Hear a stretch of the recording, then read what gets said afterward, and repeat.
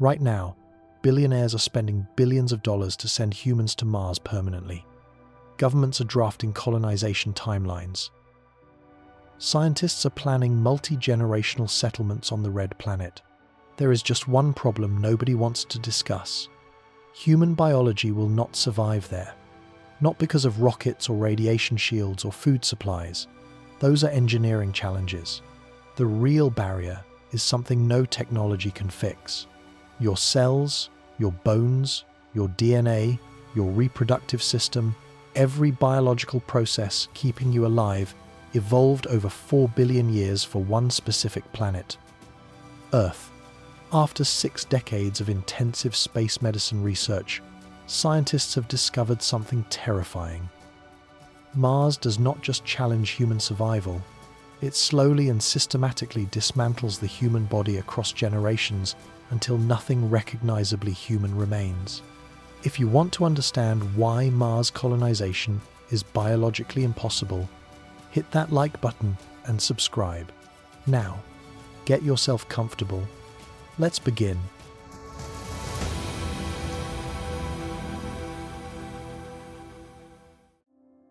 You carry 37 trillion cells inside your body right now.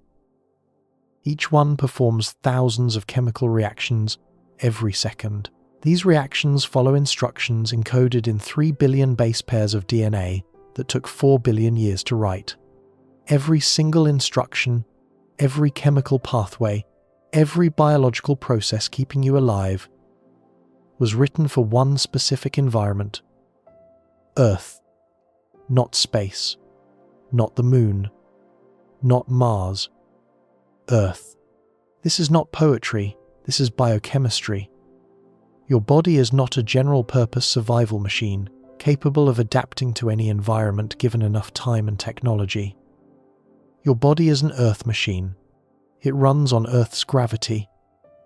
It requires Earth's magnetic shielding. It depends on Earth's atmospheric pressure and radiation protection. Remove any of these inputs, and the machine begins breaking down in ways that cannot be reversed. Consider what this means for the dream of Mars colonization. The assumption underlying all of this activity is that human beings represent adaptable organisms capable of thriving in novel environments given sufficient technological support. This assumption is catastrophically wrong. Scientists have studied human physiology in space for over 60 years. The data is extensive, precise, and deeply troubling. Astronauts have lived aboard the International Space Station for continuous periods exceeding 400 days. Valery Polyakov holds the record for continuous spaceflight at 437 days aboard the Russian Mir station. Every single astronaut who has spent extended time in space returned to Earth with measurable biological damage. Some changes persisted for years. Some never fully reversed. Scott Kelly, who spent 340 days aboard the International Space Station, showed genetic changes that remained detectable years after his return. His telomeres, the protective caps on chromosomes, had lengthened in space, then shortened dramatically upon return. The biological machinery that keeps humans alive still failed to maintain itself without Earth's gravitational input. Mars colonization proposes something fundamentally different. Not temporary visits measured in months, permanent residence measured in generations, not eventual return to Earth's healing gravity. Perpetual existence in an environment that actively degrades human biology. Not small crews of exceptionally fit astronauts with constant medical support. Populations of thousands, including children, elderly, and individuals with normal human health variations. The question is not whether humans can survive on Mars for a year or two. The question is whether human biology can sustain itself permanently in Martian conditions. Can humans reproduce successfully on Mars? Can children develop normally? Can generations follow generations without cumulative degradation, erasing the population? The evidence suggests they cannot. The gravity on Mars measures 38% of Earth's gravitational pull. When you stand on Earth, gravity accelerates you toward the ground. At 9.8 meters per second squared, This constant downward force shapes every aspect of your physiology. It pulls blood toward your feet, requiring your heart to pump against it. It loads your bones with every step, triggering the cellular processes that maintain skeletal density. It provides the reference signal your vestibular system uses to determine orientation. On Mars, that gravitational acceleration drops to 3.7 meters per second squared. You would weigh only 38% of your Earth weight. A 150-pound person would weigh 57 pounds on Mars. A 200-pound person would weigh 76 pounds. This sounds pleasant. Lighter bodies, less strain on joints, easier movement, the ability to lift objects that would be impossibly heavy on Earth. The Martian colonist might imagine bounding across the red landscape with superhuman ease, freed from the crushing burden of terrestrial gravity. The reality is catastrophic for human biology. Your skeleton did not evolve to provide structural support in some general sense. It evolved specifically to resist gravitational loading. When your foot strikes the ground, the impact travels upward through your tibia, across your knee joint, through your femur, into your pelvis, and up your spine. This mechanical stress triggers cellular processes that maintain bone density. Osteocytes are cells embedded within bone tissue that sense mechanical strain. When you walk, run, jump, or simply stand, these cells detect the forces passing through your skeleton. They respond by signaling osteoblasts, the cells that deposit new bone material to maintain and strengthen the skeletal structure. This process is called mechanotransduction. It converts mechanical stress into biological activity. Remove the mechanical stress, and mechanotransduction fails. Osteocytes receive no signal. Osteoblasts receive no instruction to deposit new bone. Meanwhile, osteoclasts, the cells that break down bone tissue, continue their work. The result is net bone loss. Your skeleton literally dissolves. Astronauts in microgravity lose approximately 1 to 2% of their bone mineral density per month. After 6 months aboard the International Space Station, astronauts have lost 10 to 12% of the bone mass in their lower spine and hips. These are the weight-bearing bones that experience the greatest gravitational loading on Earth, and therefore suffer the greatest loss when that loading disappears. The femoral neck, the section of the thigh bone connecting to the pelvis, shows particularly severe degradation. Consider what these numbers mean for a Mars colony. Mars gravity provides 38% of Earth's loading. Not zero, but nowhere near enough to trigger adequate mechanotransduction. Studies on partial gravity effects remain limited because we cannot easily simulate Martian gravity on Earth or in orbit. The International Space Station experiences microgravity. Earth-based experiments use bed rest or water immersion to simulate weightlessness. But these methods cannot create partial gravity environments. However, the physics is clear. Bone maintenance requires mechanical loading. If 100% gravity maintains bones at baseline density, and zero gravity causes 1 to 2% monthly loss, then 38% gravity will cause bone loss somewhere between these extremes. The relationship is not necessarily linear, but the direction is unambiguous. Less gravity means less loading means less bone maintenance. Conservative estimates based on extrapolation from microgravity data suggest Mars colonists would lose bone density at roughly half the rate observed in space. That means losing 0.5% to 1% of bone mass monthly. After 1 year on Mars, colonists could lose 6 to 12% of their skeletal mass. After 5 years, 30 to 60%. After 10 years, the numbers become difficult to contemplate. These are not survivable degradation rates for a permanent population. But here is what makes this a permanent problem, rather than a temporary challenge that technology might solve. Bone loss does not stabilize at some reduced level that allows continued function. It continues until the mechanical loading matches the biological maintenance threshold. On Earth, this equilibrium exists at full bone density because Earth gravity provides full loading. Your bones maintain themselves at exactly the density required to handle the forces you experience. On Mars, equilibrium would exist at dramatically reduced density levels. The bones would eventually stop losing mass, but only when they had degraded to the point where Martian gravity provided adequate relative loading. This equilibrium point would represent skeletal structures incapable of supporting normal human activity. Astronauts who return to Earth can rebuild lost bone because they return to full gravitational loading. The mechanical stress of Earth gravity reactivates mechanotransduction. Osteoblasts begin depositing new bone material. Over months and years, skeletal density recovers. Not fully in all cases, but substantially.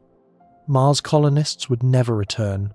They would exist permanently in an environment providing insufficient mechanical stimulus to maintain adequate bone density. Their skeletons would progressively weaken throughout their lives. Exercise could slow, but not prevent the degradation. No amount of resistance training can replicate the constant gravitational loading that Earth provides simply by existing. The consequences extend far beyond fragile bones and fracture risk. Your bone marrow produces blood cells. Red blood cells carry oxygen. White blood cells fight infection. Platelets enable clotting. All of these essential cell types originate in the marrow spaces within your bones, particularly the large bones of the pelvis, spine, and femurs. Bone loss means marrow loss. As skeletal density decreases, the marrow-containing spaces diminish. Reduced marrow means reduced blood cell production capacity. Anemia becomes increasingly likely as the body cannot manufacture adequate red blood cells. Immune function declines as white blood cell populations shrink. Healing slows because the inflammatory and repair processes require adequate cellular supply. Infection resistance drops. Wounds that would heal quickly on Earth become dangerous on Mars. A population experiencing progressive bone loss is simultaneously experiencing progressive compromise of its blood production system. Your muscles face parallel problems arising from the same fundamental cause. Skeletal muscles maintain their mass through use against resistance. This is not a design choice that evolution made. It is a thermodynamic necessity. Muscle tissue is metabolically expensive. Maintaining large muscles requires continuous energy expenditure. Bodies that maintained unnecessary muscle mass would waste calories that could support reproduction or survival. Evolution solved this problem by making muscle maintenance dependent on use. If you use your muscles against resistance, they signal the body to maintain them. If you stop using them, they atrophy. The body breaks down the unused tissue and redirects those resources elsewhere. On Earth, simply standing and walking provides continuous resistance training through gravity. Your leg muscles, core muscles, and spinal erectors work constantly to hold you upright and move you through space against gravitational pull. You do not perceive this as exercise because it is so constant and habitual. But your muscles are working every moment you spend upright, fighting against Earth's gravity to keep you from collapsing to the ground. Remove that resistance, and muscles atrophy rapidly. Astronauts lose muscle mass at rates approaching 5% monthly for some muscle groups during spaceflight. The losses concentrate in the postural muscles, the large muscles of the legs, back, and core that work against gravity. These are precisely the muscles most essential for mobility and physical work. Astronauts spend 2 hours daily on exercise equipment, specifically designed to provide resistance training in microgravity. The Advanced Resistive Exercise device aboard the International Space Station allows astronauts to perform squats, deadlifts, and other resistance movements against mechanical loads. Even with this intensive intervention consuming significant portions of each day, they still lose muscle mass and strength. Mars gravity would reduce the natural resistance your muscles face by 62% compared to Earth. Walking on Mars would provide only 38% of the gravitational resistance that walking on Earth provides. Every physical activity would involve less muscular work. Exercise could partially compensate. Colonists could spend hours daily on resistance equipment, artificially loading their muscles to simulate Earth conditions. But consider what this means for a permanent population. Every single colonist would need to exercise for hours daily, every day, for their entire lives, just to maintain muscle mass adequate for basic function. This is not sustainable across populations of thousands living normal lives, working jobs, raising families, maintaining the complex technological systems required for survival on an alien world. People would skip workouts. Equipment would break. Other demands would compete for time and energy. The population average exercise compliance would fall below what sustained muscle maintenance requires. Over years and decades, the cumulative effect would be progressive population-wide muscle wasting. Colonists would become weaker with each passing year. Their capacity for physical work would decline. Their ability to respond to emergencies requiring strength and endurance would diminish. The cardiovascular system presents equally fundamental problems rooted in the same gravitational dependence. Your heart evolved to pump blood against gravity. When you stand upright on Earth, your heart must push blood upward to your brain against gravitational pull while simultaneously preventing blood from pooling in your lower extremities. This is a significant engineering challenge. Your brain sits roughly 18 inches above your heart. Blood must be pushed upward against gravity to reach it. Meanwhile, your feet are located roughly 4 feet below your heart. Blood must be prevented from simply draining downward into your legs. Your cardiovascular system evolved elegant solutions.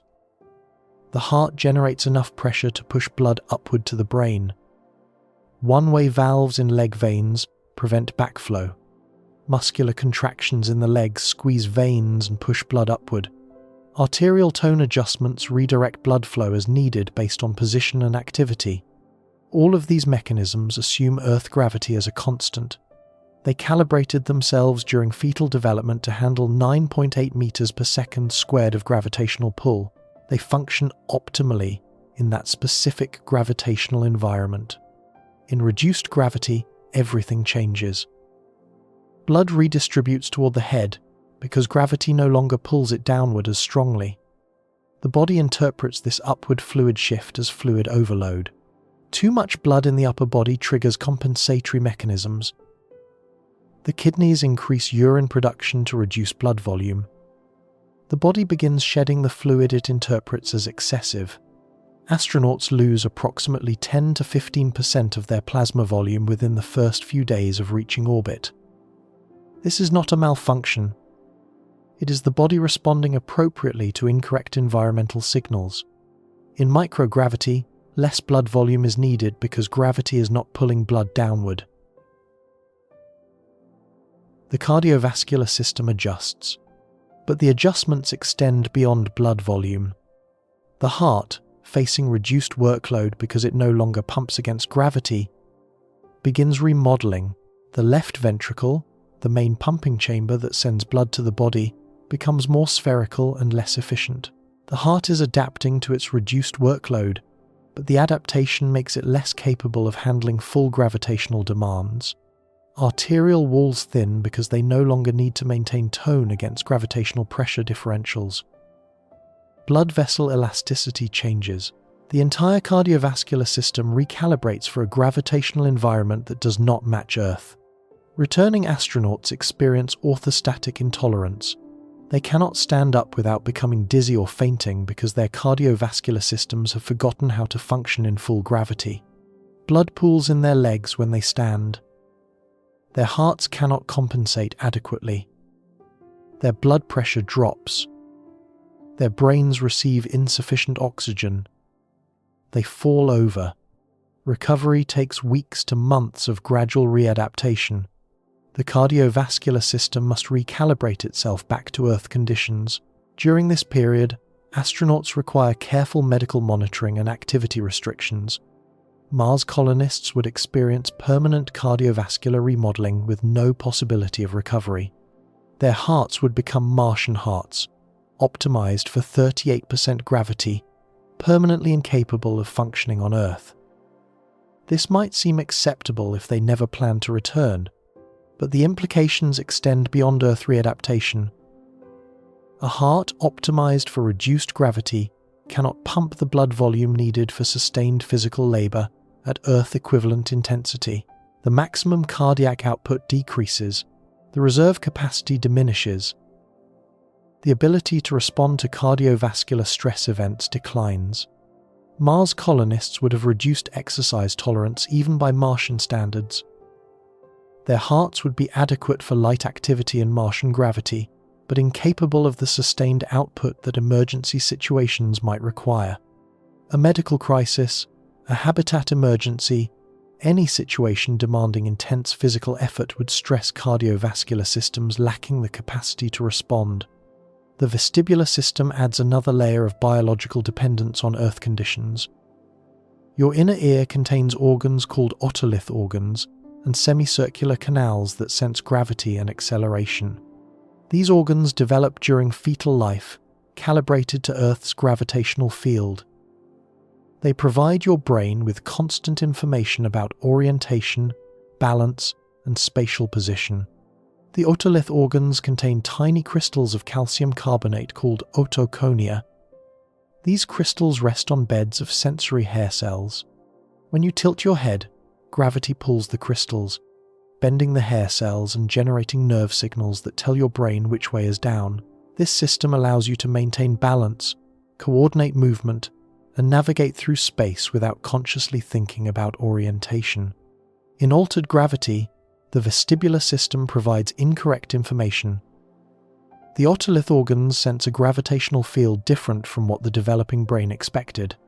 The signals do not match the patterns the nervous system was calibrated to interpret. The brain struggles to integrate sensory input that contradicts its assumptions about physical reality. Astronauts experience space motion sickness, disorientation, and coordination problems during their first days in orbit. Most adapt eventually, but the adaptation involves suppressing vestibular input rather than truly recalibrating the system. The brain learns to ignore signals it cannot interpret rather than learning to interpret them correctly. Return to Earth requires readaptation, often with significant discomfort and functional impairment. The vestibular system must relearn what gravitational signals mean. This process takes days to weeks and can involve significant vertigo and coordination difficulties. Mars colonists would develop vestibular systems calibrated to Martian gravity. Children born on Mars would have vestibular systems that developed from the first cell division, assuming 38% gravity as normal. They would have no sense of what Earth gravity feels like because they would never have experienced it. This might seem like successful adaptation until you consider what it means for the human organism as an integrated system. The vestibular system does not exist in isolation. It integrates with visual processing, proprioception, motor control, and cognitive spatial reasoning. Altering vestibular calibration alters all of these interconnected systems in ways that are difficult to predict and impossible to reverse. Perhaps the most disturbing finding from spaceflight medicine involves vision. Astronauts returning from long-duration missions frequently experience visual impairment. The technical term is spaceflight-associated neuroocular syndrome. NASA considers it one of the top health risks for extended spaceflight. The cause is altered fluid dynamics in reduced gravity. Without gravity pulling fluid downward, cerebrospinal fluid accumulates around the brain and optic nerves. This increases intracranial pressure. The elevated pressure flattens the back of the eyeball and damages the optic nerve. More than half of astronauts who have spent 6 months or longer in space show measurable changes to their eyes. Some return with permanent vision changes. Some require glasses who previously had perfect vision. Some have developed blind spots called scotomas. Some show signs of optic nerve swelling that persists after return to Earth. On Mars, reduced gravity would cause chronic fluid maldistribution, not as severe as microgravity, but persistent over years and decades. The cumulative effect on vision could be devastating for a population that must maintain the technical capacity to operate complex life support systems. Imagine a colony where progressive visual impairment affects a significant fraction of the population, where each generation sees less clearly than the last, where the precision work required to maintain habitats, repair equipment, and monitor critical systems becomes increasingly difficult as visual acuity declines across the population. These individual system degradations compound into a larger pattern that threatens biological sustainability at its most fundamental level. Human bodies require Earth's gravity not merely to function in the short term, but to maintain themselves across time. Every biological process that keeps you healthy assumes gravitational loading as a constant input signal. Remove that input, and maintenance fails. Systems degrade. Health declines. The degradation is not merely additive, it compounds. Bone loss reduces blood cell production, which impairs healing, which makes injuries more dangerous, which limits activity, which accelerates muscle loss, which reduces cardiovascular fitness, which decreases exercise tolerance, which further accelerates bone and muscle loss. Each failing system makes other systems fail faster. This is not about individual astronauts accepting personal risk for scientific advancement or national prestige. Astronauts can consent to known risks for limited periods. With planned return to Earth, Mars colonization proposes something categorically different. This is about whether human biology can sustain itself permanently in Martian conditions. Can a population of humans maintain their collective health across years and decades without access to Earth's restorative environment? Can they maintain the physical and cognitive capacity required to operate the technological systems keeping them alive? The evidence from 6 decades of spaceflight medicine points toward a clear answer. Individual adults can survive reduced gravity for limited periods, suffering significant but recoverable damage before returning to Earth. Permanent populations cannot maintain biological stability across years and decades without that return. The degradation continues indefinitely, compounding with time, until the human organism can no longer function at the level required for survival. But everything discussed so far assumes healthy adults who developed normally on Earth before traveling to Mars, adults whose bones reached full density under Earth gravity, adults whose hearts calibrated to pump against 9.8 meters per second squared, adults whose vestibular systems learned to interpret Earth normal gravitational signals. The question of permanent settlement requires considering something far more troubling. What happens to humans who never experience Earth's gravity at all? What happens to children conceived and born on Mars, whose bodies develop from the first cell division in an environment providing only 38% of the gravitational input their biology requires? This question represents the true test of biological sustainability. Adults might survive reduced gravity for years or even decades with aggressive medical intervention and carefully managed decline. They might maintain enough function to keep life support systems operating, while their health progressively deteriorates. They might even live relatively normal lifespans by Martian standards, whatever those turn out to be. But colonies require reproduction.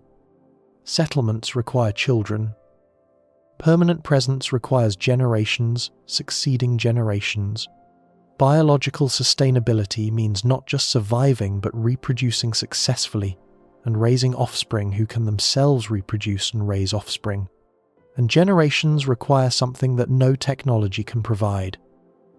Bodies that develop correctly from conception through adulthood in an environment they were never designed to inhabit. Bones that form properly without Earth's gravitational loading. Hearts that calibrate correctly without Earth's gravitational field.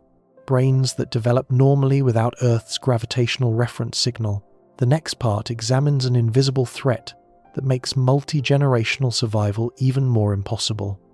Even if human bodies could somehow maintain themselves in Martian gravity through technological intervention and managed decline, another force would ensure that each successive generation carries more damage than the last. That force cannot be seen. It cannot be felt. It passes through walls and floors and ceilings. It penetrates spacecraft hulls and habitat modules and human tissue. It damages DNA at the molecular level in ways that accumulate across generations. And it cannot be stopped by any shielding humans know how to build. The invisible destroyer is already waiting on Mars. It has been waiting for 4 billion years since Mars lost the magnetic field that might have protected any surface life from cosmic bombardment. It will continue waiting for billions of years more, long after any human Mars colony has failed. Gravity degrades individual human bodies. What comes next degrades the human genome itself across generations, ensuring that even if adults could somehow maintain themselves, their children would inherit damage, and their grandchildren would inherit more damage, and each generation would carry a heavier burden than the last until the population collapses under the weight of accumulated genetic injury. Every second of your life, particles from across the galaxy pass through your body. Most are harmless. Protons zip through tissue without interacting. Electrons pass between atoms. The constant bombardment goes unnoticed because Earth provides protection so comprehensive that most humans never realize it exists. Earth's magnetic field extends tens of thousands of miles into space, creating an invisible shield that deflects the deadliest charged particles before they reach the atmosphere. This magnetosphere captures incoming radiation and channels it toward the poles, where it produces the aurora borealis rather than cellular damage. The magnetic field alone blocks roughly 99% of potentially harmful cosmic radiation. What penetrates the magnetic field encounters a second barrier. Earth's atmosphere contains enough mass to absorb most remaining radiation. You live at the bottom of an ocean of air, weighing approximately 5 quadrillion tons. This atmospheric mass provides shielding equivalent to 3 feet of solid aluminum surrounding you in every direction. Radiation that would prove lethal in space dissipates harmlessly in the upper atmosphere, never reaching the surface. These two protection systems work together to create the radiation environment in which human biology evolved. Your cells developed their DNA repair mechanisms, calibrated to handle Earth-normal background radiation. Your reproductive system produces eggs and sperm, expecting Earth-normal mutation rates. Your developing embryos assume Earth-normal radiation exposure during the critical periods of organ formation. Mars has none of this protection. The red planet lost its global magnetic field approximately 4 billion years ago when its core cooled and solidified. On Earth, the liquid iron outer core generates electrical currents as the planet rotates, producing the magnetic dynamo effect that creates our magnetosphere. Mars lacks this liquid core. Without the dynamo effect, no global magnetic field exists to deflect incoming radiation. Some localized magnetic anomalies remain, crustal remnants of the ancient field preserved in Martian rocks. These patches provide minimal protection over small geographic areas. They cannot substitute for a global magnetosphere. The vast majority of the Martian surface lies completely exposed to cosmic bombardment. The Martian atmosphere compounds the problem rather than compensating for it. Where Earth's atmosphere exerts surface pressure of approximately 1,000 millibars, Mars manages only 6 millibars, less than 1% of Earth's atmospheric density.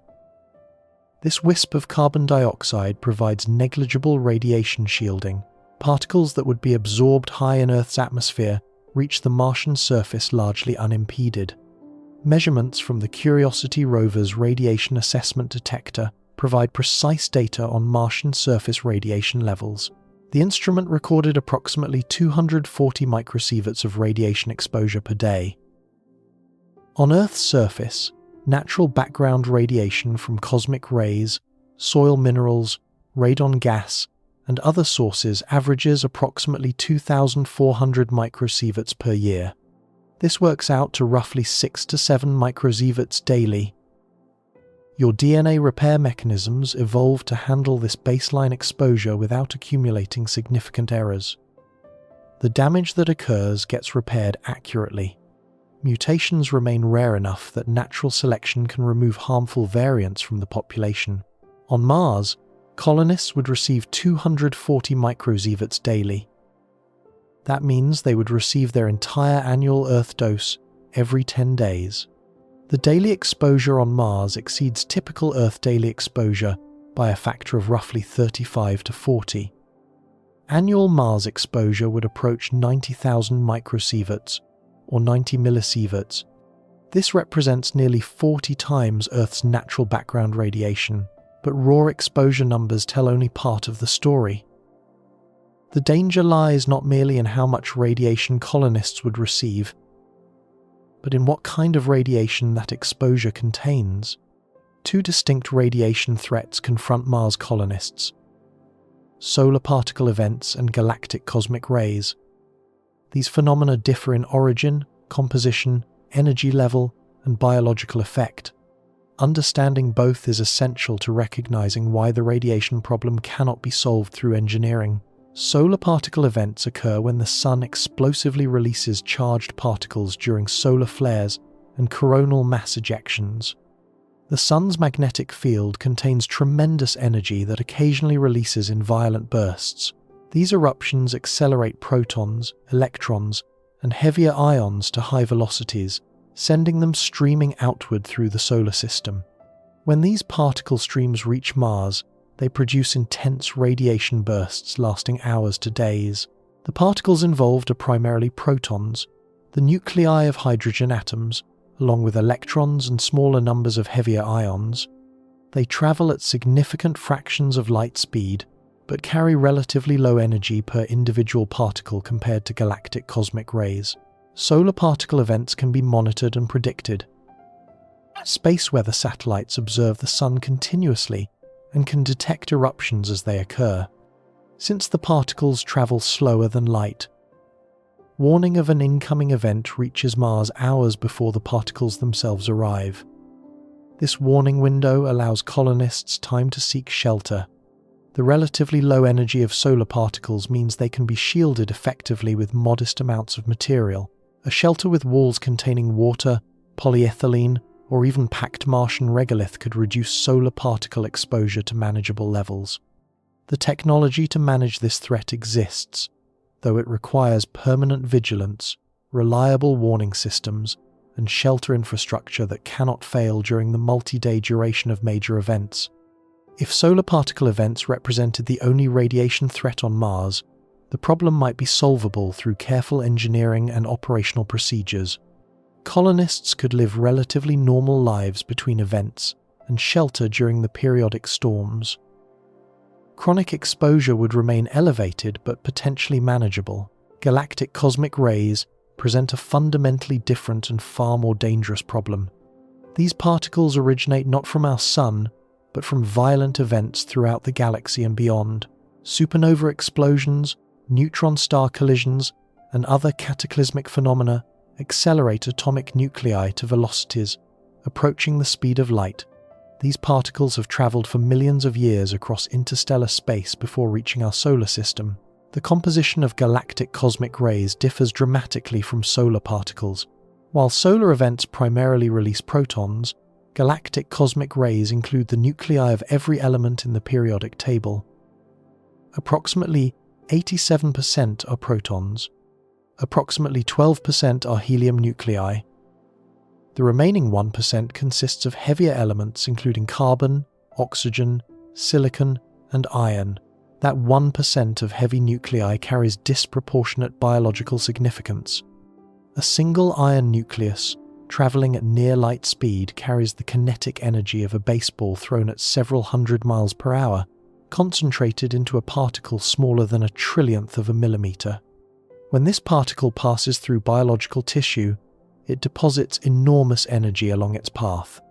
The physics of this energy deposition creates unique damage patterns.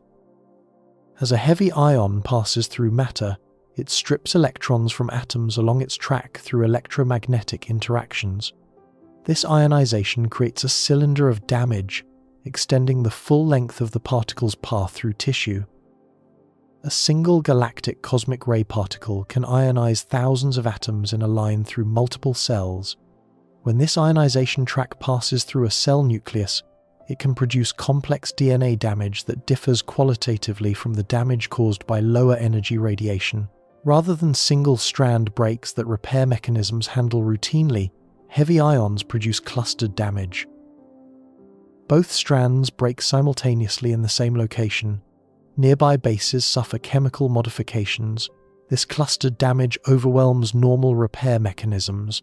The cellular machinery that efficiently fixes isolated single-strand breaks cannot correctly reassemble DNA with multiple nearby breaks.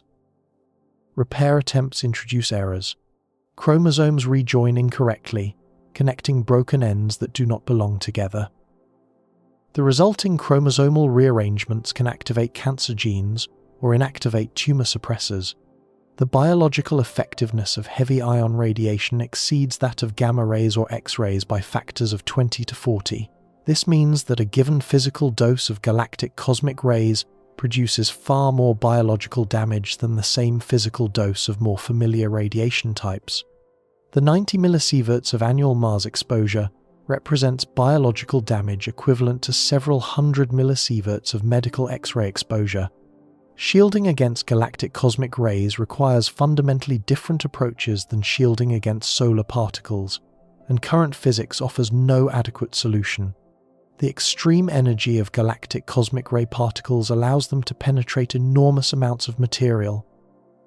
An iron nucleus traveling at 90% of light speed can pass through several feet of aluminum before stopping. No practical spacecraft or habitat shell can be thick enough to absorb these particles through simple mass shielding. Worse, when galactic cosmic ray particles strike shielding material, they do not simply stop. They interact with atomic nuclei in the shield, producing nuclear reactions that create secondary radiation. The incoming particle shatters nuclei in the shielding, releasing neutrons, protons, pions, and fragments of the struck nuclei.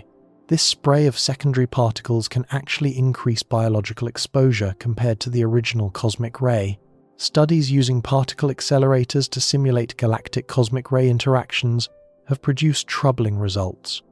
For conventional shielding materials like aluminum, there exists a thickness range where radiation exposure inside the shielded volume actually exceeds the unshielded exposure. The secondary radiation produced by the shield causes more damage than the primary radiation would have caused without shielding. You would receive less radiation exposure with no shield at all. This phenomenon creates an impossible engineering challenge. Thicker shields do not automatically provide better protection. The optimal shielding strategy depends on complex interactions between shield composition, shield thickness, and the energy spectrum of incoming radiation. No practical shielding configuration using conventional materials reduces galactic cosmic ray exposure to Earth-normal levels. Some materials perform better than others. Hydrogen-rich materials like polyethylene or water produce fewer secondary neutrons than metals because hydrogen nuclei are similar in mass to neutrons and absorb them efficiently. But even optimized hydrogen-rich shields cannot eliminate galactic cosmic ray exposure. The best achievable protection might reduce exposure by roughly 50% compared to unshielded conditions. 50% reduction sounds significant until you calculate what it means in practice. If unshielded Mars exposure approaches 90 millisieverts annually, optimal shielding might reduce this to 45 millisieverts. Colonists would still receive chronic radiation exposure nearly 20 times Earth's natural background. Every day, every year, for their entire lives. Underground habitats have been proposed as a solution. Burying living spaces beneath several meters of Martian regolith would provide shielding mass without requiring transport from Earth. The surrounding soil would absorb incoming radiation. This approach offers real benefits against solar particle events, which lack sufficient energy to penetrate deep underground. But galactic cosmic rays pose the same secondary radiation problem underground as they do with artificial shielding. High-energy particles striking regolith above the habitat produce neutron cascades that penetrate to the living spaces below. Detailed simulations suggest that even deep underground habitats would experience radiation levels significantly elevated above Earth normal. The reduction would be meaningful but insufficient to eliminate the biological sustainability problem. Colonists living permanently underground would still accumulate genetic damage at rates incompatible with multi-generational population stability. Now examine what this chronic radiation exposure does to human biology over time. Radiation damages the molecular machinery of life through predictable mechanisms. The primary target is DNA, the information molecule that encodes instructions for building and maintaining the human organism. DNA damage occurs through two distinct pathways that produce similar results. Direct ionization happens when radiation passes close enough to DNA to strip electrons directly from the molecule's atoms. The chemical bonds holding nucleotides together depend on shared electrons. Remove those electrons, and bonds break. The famous double helix separates into fragments. Indirect damage occurs when radiation ionizes water molecules near DNA rather than the DNA itself.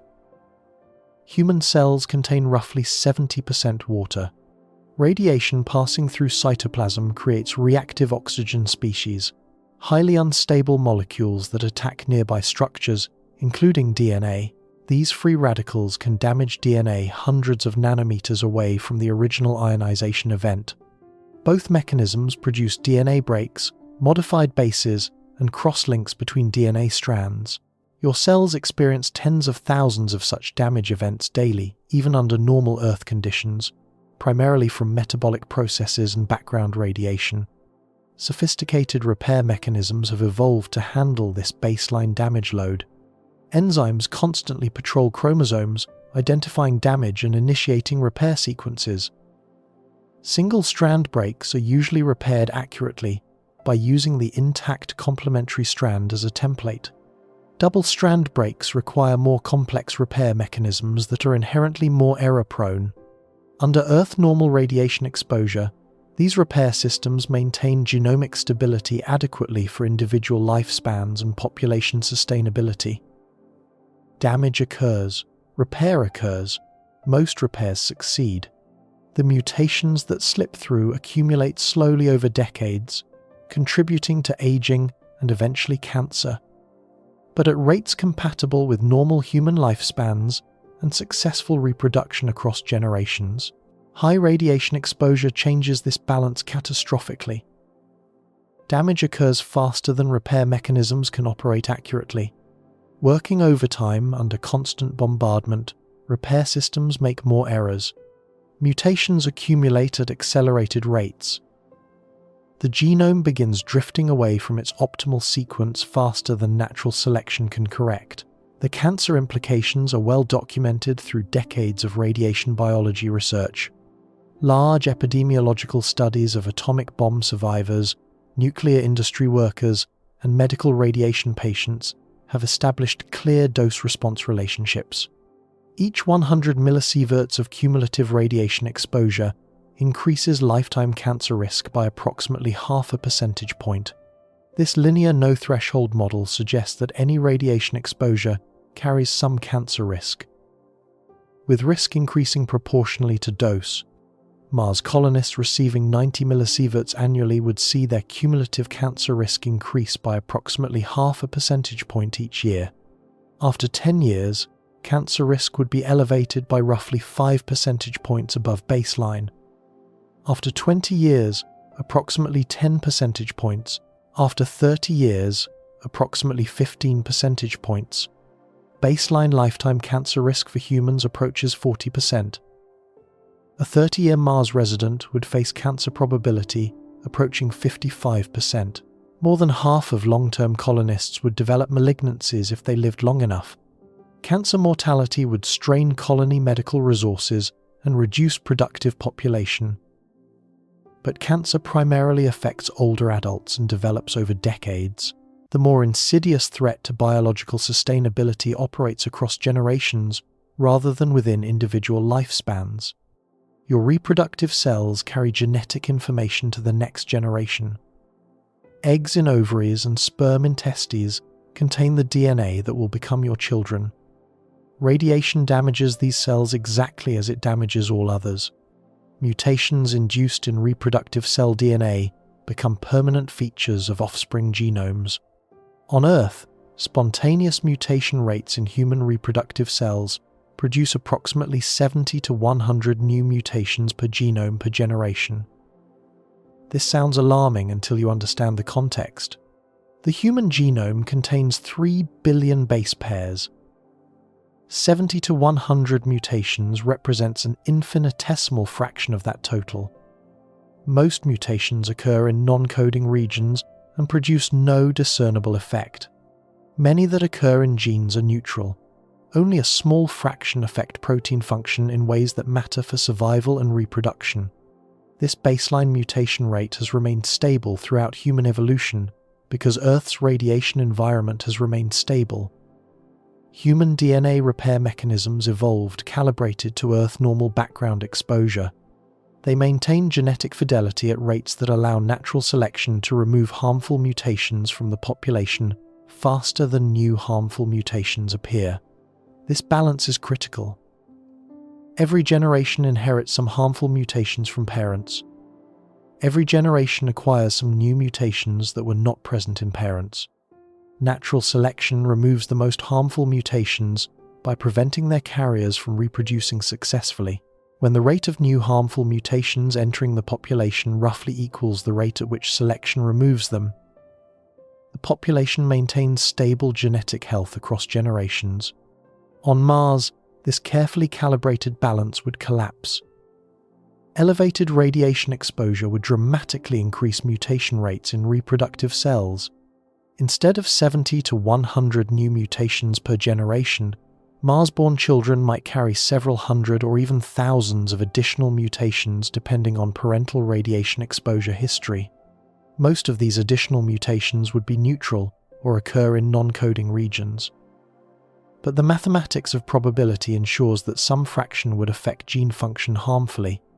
With mutation rates elevated by factors of 5 or 10 or more, the number of harmful new mutations per generation would exceed what natural selection can purge.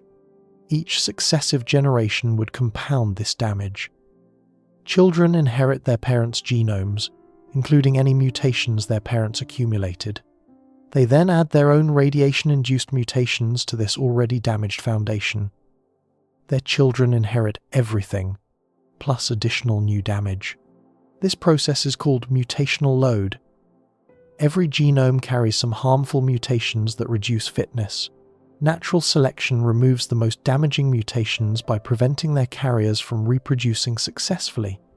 A balance exists between new mutations entering the population and selection removing the worst ones.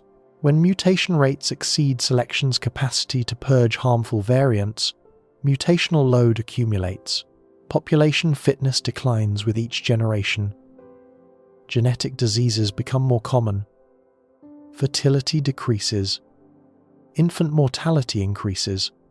Eventually, the population cannot sustain itself because accumulated genetic damage impairs reproduction and survival below replacement levels. Computer models simulating multi-generational radiation exposure on Mars predict alarming trajectories. Using measured Martian radiation levels, established mutation rate relationships, and standard assumptions about selection coefficients, these models suggest recognizable patterns of population decline. Within 3 to 5 generations, accumulated mutational load would begin measurably affecting fertility. Successful pregnancy rates would decline. Miscarriage rates would increase as chromosomally abnormal embryos fail to develop. Infant mortality would rise as developmental abnormalities become more common. The population would struggle to maintain replacement-level reproduction. Within 7 to 10 generations, genetic degradation would produce widespread health consequences visible throughout the population. The frequency of genetic diseases would increase dramatically. Average lifespan would decrease as accumulated mutations impair organ function and disease resistance. Cognitive function would decline across the population as mutations affecting neural development become more common. The colony's ability to maintain its technological infrastructure would erode along with its collective health. These predictions carry uncertainty in their specific timelines. Exact trajectories depend on assumptions about exposure levels, shielding effectiveness, population size, and selection intensity. But the direction of the effect is not uncertain. Higher mutation rates inevitably produce accumulating genetic damage. Accumulated genetic damage inevitably reduces population fitness. The only questions concern timescale and severity, not whether decline occurs. Radiation produces cognitive damage that compounds the genetic effects through a separate but parallel mechanism. The brain is extraordinarily vulnerable to radiation injury. Neural tissue contains highly specialized cells that cannot divide to replace damaged neighbors. When radiation kills or damages neurons, those cells are lost permanently. High-energy particles passing through brain tissue leave tracks of dead and damaged neurons. Unlike skin or liver cells, neurons cannot be replaced through cell division. The brain's only defense is redundancy. Billions of neurons provide overlapping function, so losing some percentage does not immediately produce obvious deficits. But this redundancy has limits. Progressive neuron loss eventually manifests as measurable cognitive decline. Processing speed slows as fewer neurons participate in computations. Memory function degrades as storage capacity diminishes. Executive function suffers as prefrontal circuits lose integrity. Astronauts returning from long-duration spaceflight demonstrate measurable cognitive changes that correlate with radiation exposure. Studies comparing cognitive performance before and after missions show decrements in processing speed, working memory, and attention. Some changes persist months after return to Earth, suggesting permanent damage rather than transient effects. Mars colonists would experience chronic radiation exposure to neural tissue throughout their lives. Progressive cognitive decline would begin early and continue throughout adulthood. The mental acuity required to operate complex life support systems would erode along with the brains of the people responsible for operating them. Developing brains present even greater vulnerability than adult brains. Childhood represents a period of massive neural development during which radiation damage produces amplified effects. Children exposed to elevated radiation experience cognitive impairment several times greater per unit dose than adults receiving equivalent exposure. Fetuses demonstrate the greatest vulnerability of all. The developing brain undergoes exquisitely choreographed processes of neuronal proliferation, migration, and connection formation. Radiation exposure during these critical periods disrupts neural development in ways that produce permanent cognitive deficits. Children conceived on Mars would experience elevated radiation exposure during every stage of brain development. From the first division of the fertilized egg through fetal neural tube formation, through childhood synaptic pruning, their developing brains would sustain continuous radiation damage. Each generation of Mars-born children would have lower baseline cognitive capacity than the previous generation. The founders who arrived from Earth would possess normal human intelligence developed under Earth's radiation protection. Their children, developing under elevated radiation, would have measurably reduced cognitive potential. Their grandchildren would have further reduced capacity. The trend would continue until the population lacked sufficient cognitive ability to maintain the technological infrastructure required for survival. This cognitive decline would interact with genetic damage in a reinforcing cycle. Reduced problem-solving capacity would mean reduced ability to maintain life support, shielding, and medical systems. Reduced system maintenance would mean increased radiation exposure and accelerated damage to both individuals and germline. Fertility effects complete the picture of multi-generational biological collapse. Radiation damages reproductive organs directly through mechanisms beyond genetic mutation. Women are born with their lifetime supply of eggs already present in their ovaries. A woman cannot generate new eggs to replace damaged ones. Radiation damage to eggs accumulates throughout life and cannot be repaired. A woman who has lived on Mars for 30 years would carry eggs that have sustained 30 years of elevated radiation exposure. Even if her own somatic health remained adequate for pregnancy, her eggs would carry accumulated damage, making successful conception and healthy fetal development increasingly unlikely with each passing year. Men produce new sperm continuously, but the stem cells responsible for sperm production are themselves vulnerable to radiation.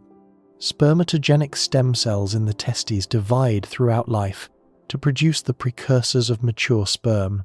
Radiation damages these stem cells, reducing their capacity to produce healthy sperm over time. Chronic Mars radiation exposure would progressively impair both male and female fertility. Sperm counts would decline. Sperm motility and morphology would deteriorate.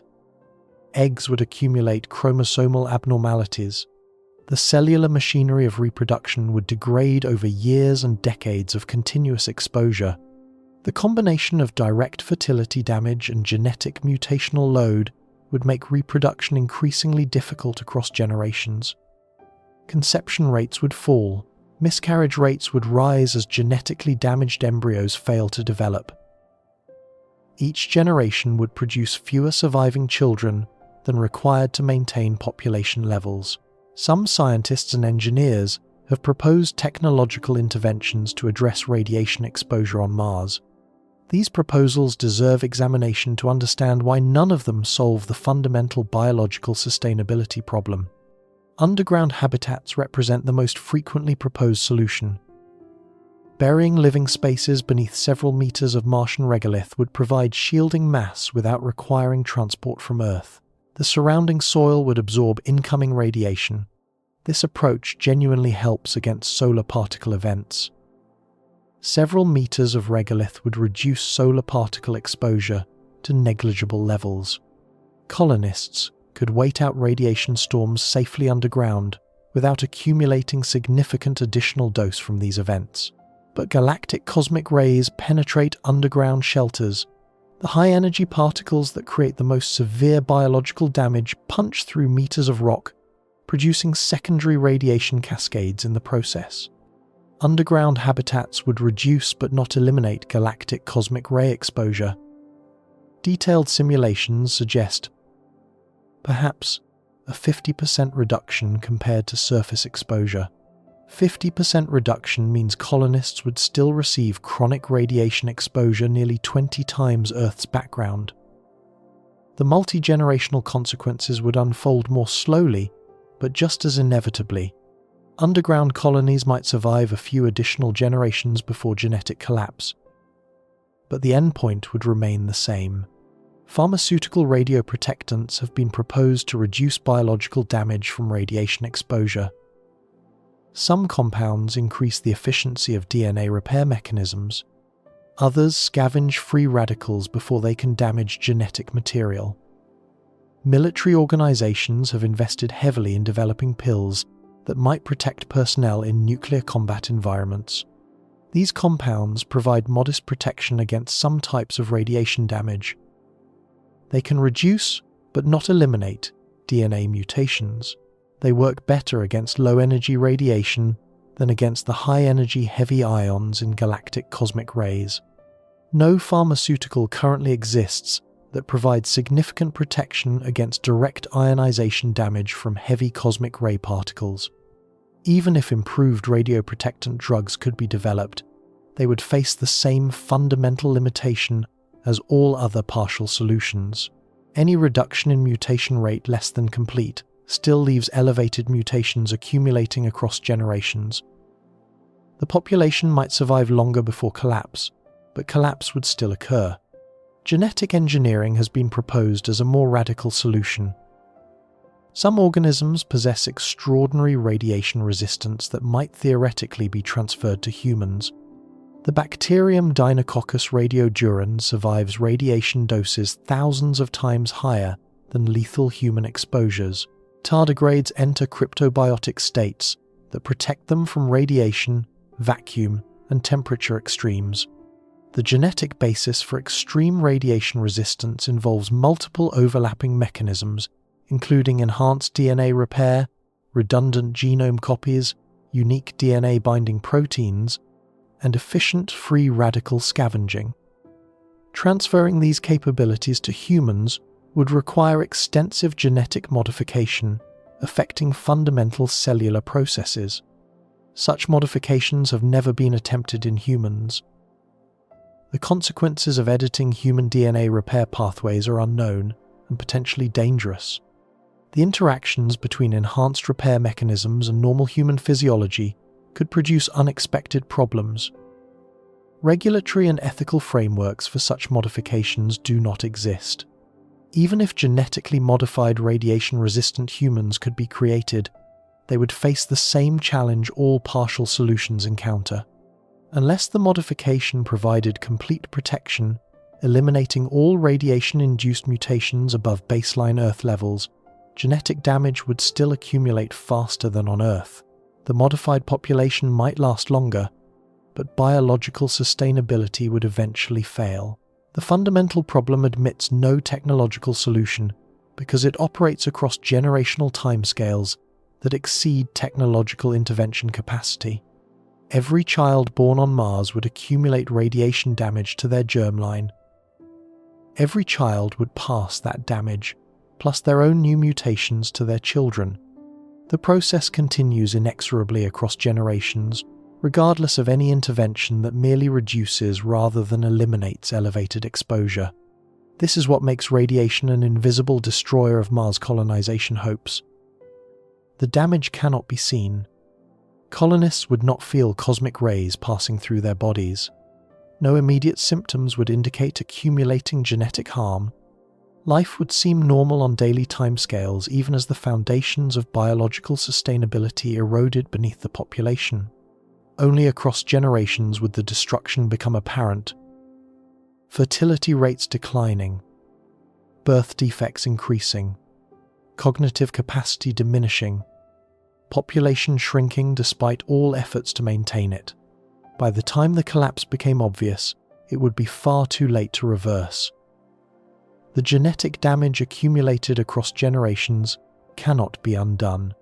Each generation would be weaker than the last, trapped in a spiral of degradation that radiation initiated and nothing could stop. But radiation, devastating as it is to multi-generational biological sustainability, represents only one of the insurmountable barriers to permanent Mars settlement. Even if some magical technology could eliminate all radiation exposure, another fundamental problem would ensure colony failure. Human reproduction and child development require conditions that Mars cannot provide, and no technology can replicate. The process of building a human body from a single fertilized cell assumes specific environmental inputs that were constant throughout evolutionary history. Gravity provides mechanical forces that guide tissue development. Radiation-free environments protect the exquisitely sensitive processes of embryonic organ formation. The next part examines why children cannot develop normally in Martian conditions, why reproduction that succeeds on Earth would fail on Mars even without radiation damage, why the dream of multi-generational colonies founders on the simple biological fact that human embryos require Earth conditions to become human beings. Gravity degrades adult bodies over time. Radiation degrades genomes across generations. But reproduction failure would kill a Mars colony faster than either, because without successful reproduction there are no generations for radiation to degrade. There is only a first generation that arrived from Earth, a second generation born damaged, and eventual extinction when reproduction becomes impossible. A human embryo weighs less than a grain of salt. This microscopic sphere, barely visible to the naked eye, contains everything necessary to construct a complete human being.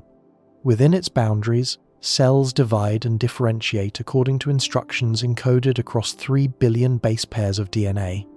Every organ, every tissue, every specialized cell type emerges from this single starting point through processes refined over hundreds of millions of years of mammalian evolution. These developmental programs assume constants, temperature within a narrow range, oxygen at specific concentrations, and one input that has never varied throughout the entire history of life on Earth: gravity, at 9.8 meters per second squared. Constant, unchanging.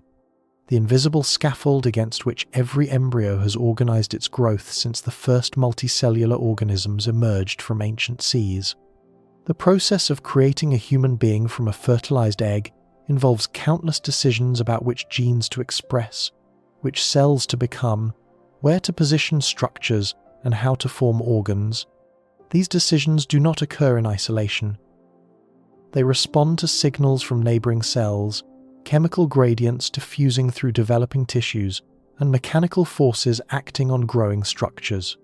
Gravity provides critical mechanical input throughout embryonic and fetal development. It determines how fluids distribute within the developing organism. It creates the mechanical stresses that guide bone and muscle formation. It orients the vestibular system that will eventually tell the brain which way is down. It shapes blood flow patterns that influence heart development. Remove gravity, and these developmental programs fail in ways that cannot be compensated through any technological intervention. This is not theoretical speculation. Scientists have studied reproduction in altered gravity using animal models for decades. The results provide the clearest and most disturbing evidence that permanent Mars settlement faces insurmountable biological barriers, not engineering challenges awaiting clever solutions. Fundamental biological constraints that define what human organisms are and what environments they can inhabit. Mammalian reproduction studies in microgravity began with rodent experiments aboard space shuttle missions in the 1980s and continued aboard the International Space Station through the present day. Researchers examined every stage of reproduction from fertilization through embryonic development, through fetal growth, through postnatal maturation. The findings tell a consistent story across every stage examined. Fertilization itself can occur in microgravity. Sperm cells swim. Eggs can be penetrated. The basic mechanics of gamete fusion do not require gravity. This initial success gave early researchers hope that space reproduction might prove feasible. That hope evaporated as studies progressed to later developmental stages. The earlier stages of embryonic development showed significant abnormalities when they occurred without gravitational input. Cell division rates changed compared to ground controls. The normal asymmetric distribution of cellular components during division failed to occur correctly. Embryos that developed in microgravity had altered cell fates from the very first cleavages that transform a single cell into a multicellular organism. This asymmetric distribution matters enormously for subsequent development. Early embryonic cells are not equivalent. Some inherit more cytoplasm. Some inherit specific molecular signals.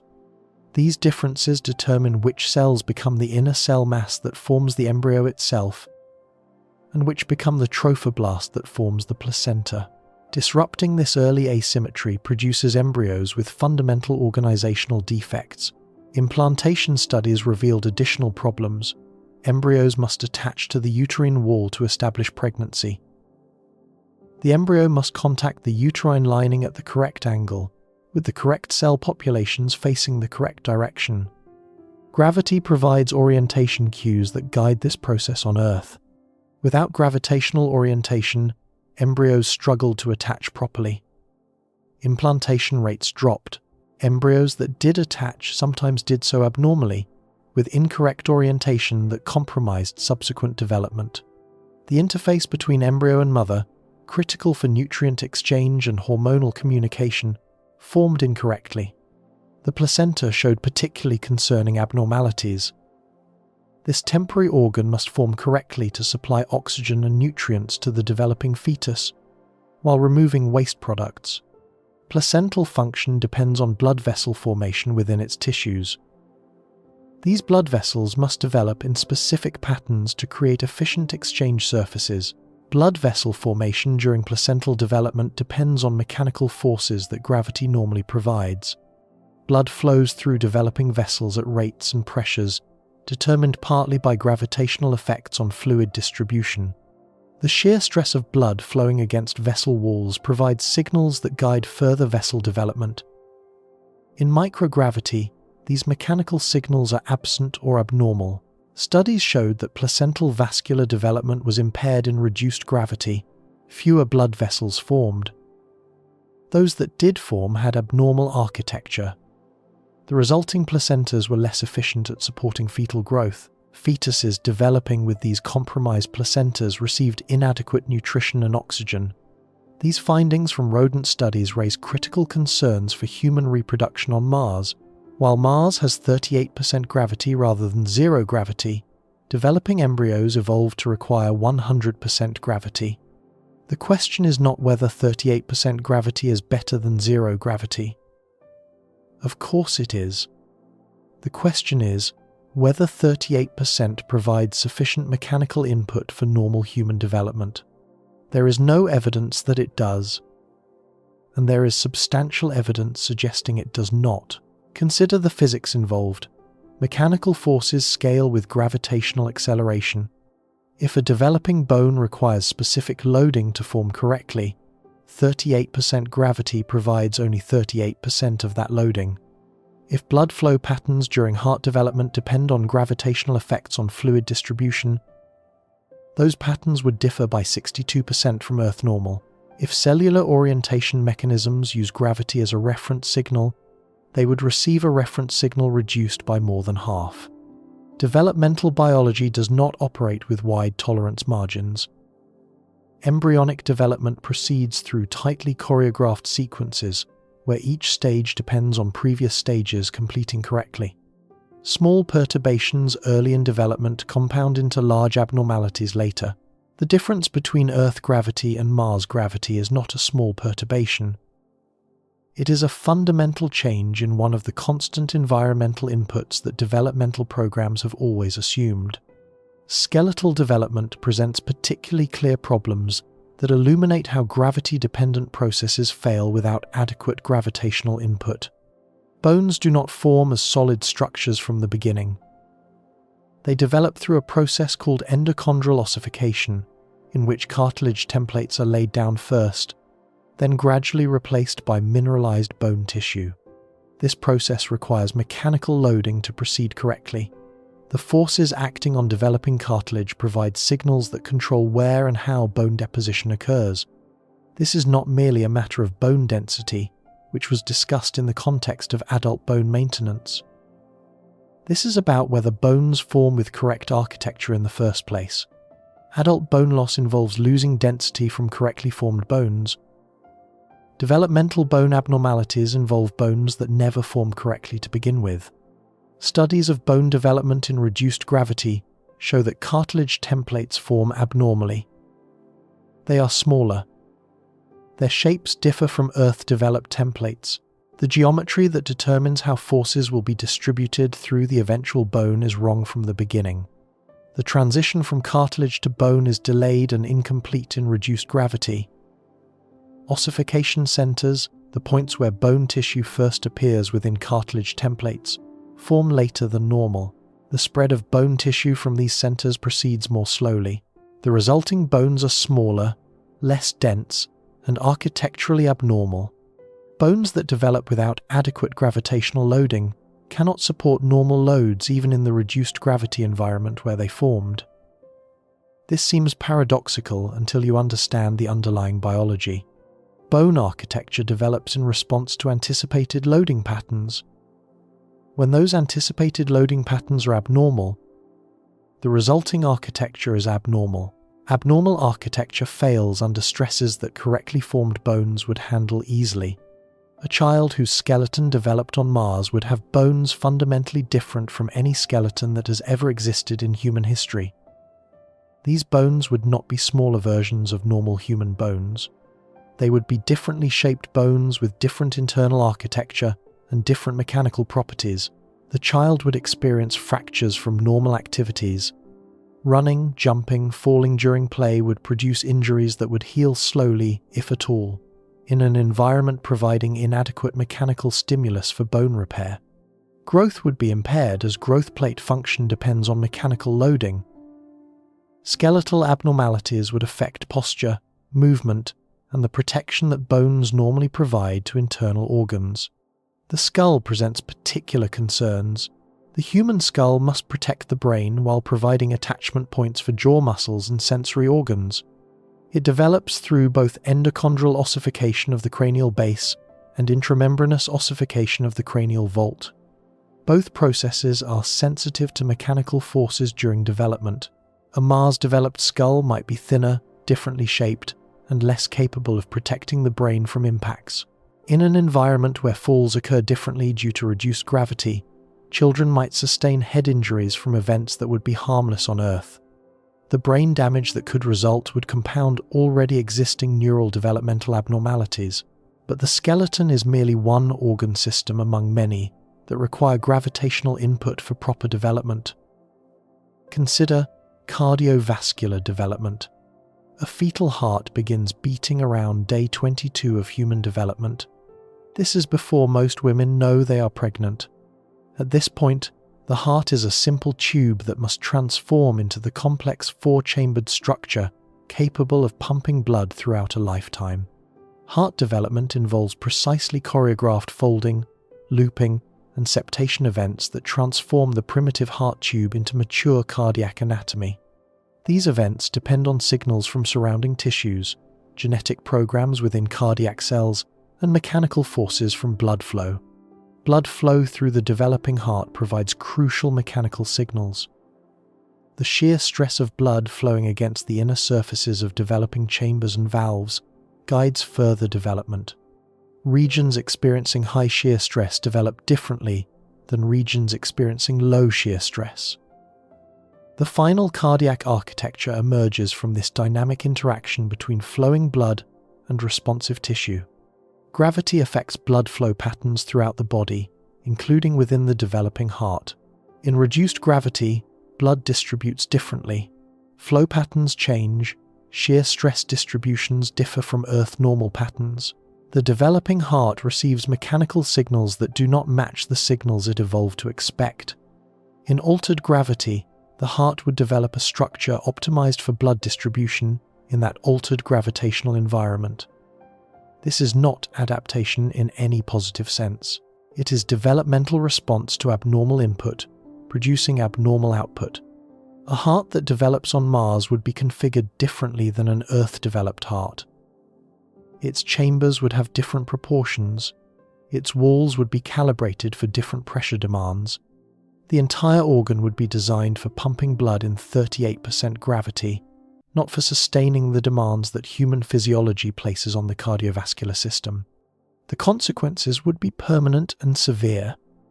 A Mars-developed heart could not sustain Earth-normal cardiovascular demands. If the child ever traveled to Earth, their heart would be incapable of pumping blood against full gravity. They would be confined to Mars forever, not by choice or circumstance, but by the physical limitations of an organ that developed under wrong conditions.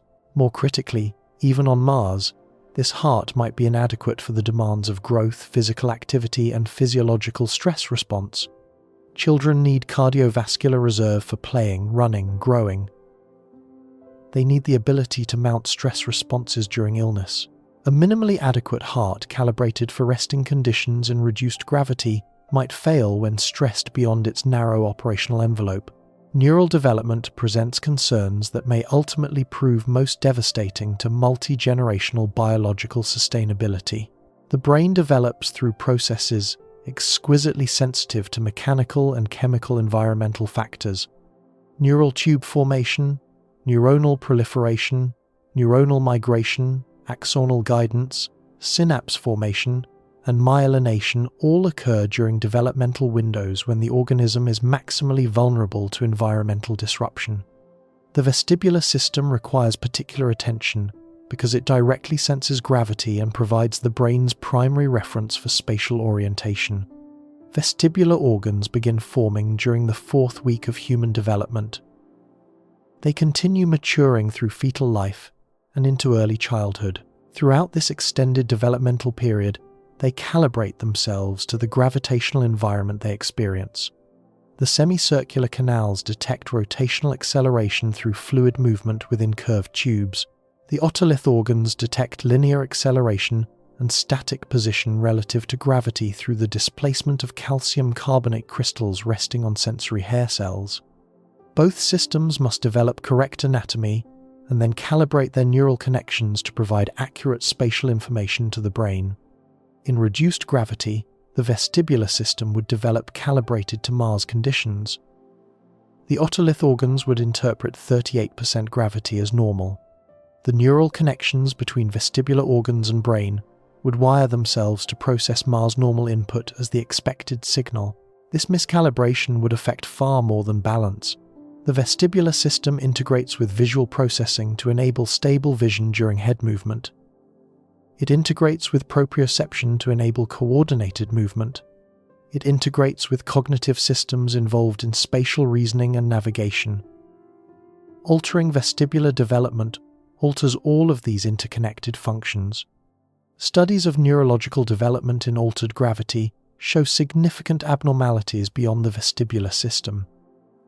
Neuronal migration patterns differ from normal development. During normal brain development, neurons are born in proliferative zones and then migrate to their final positions through the developing brain. This migration follows guidance cues that include mechanical forces affected by gravity. Neurons that migrate along abnormal paths end up in wrong locations, disrupting the brain circuits they would normally form. Synaptic density is altered in reduced gravity.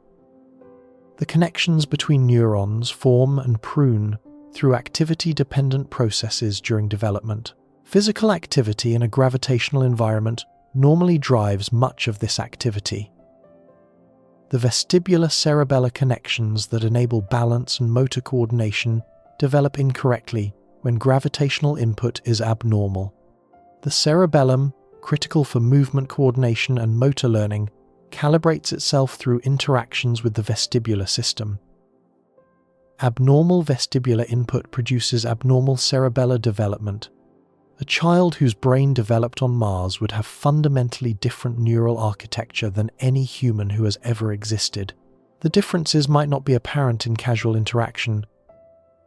The child might walk, talk, and seem normal by surface measures, but their brain would be organized for processing information in an environment that differs significantly from the environment where human cognition evolved. Spatial reasoning could be affected in subtle but consequential ways.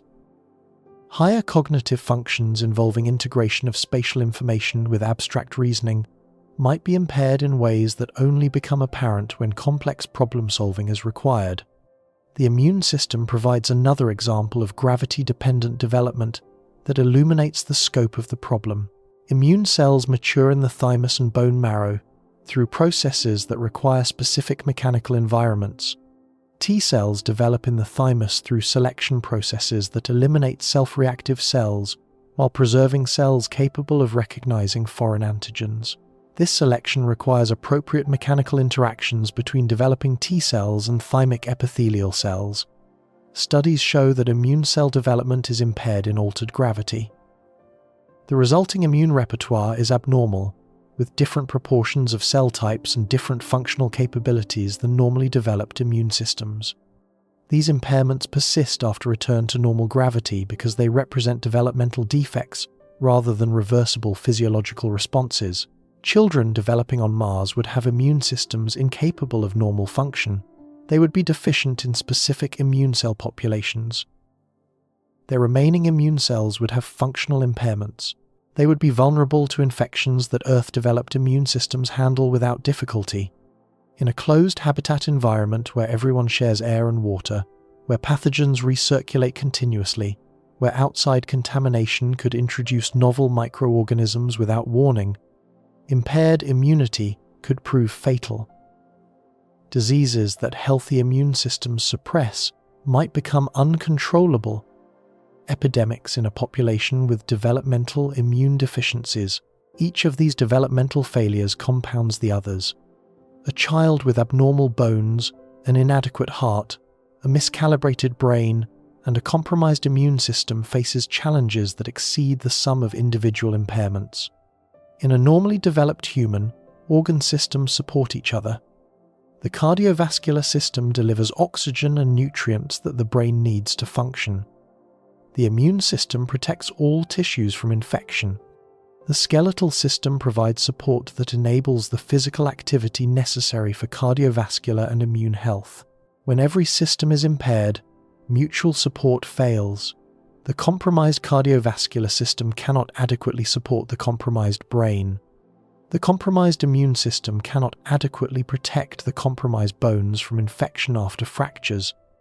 Each system's dysfunction makes other systems' dysfunction worse.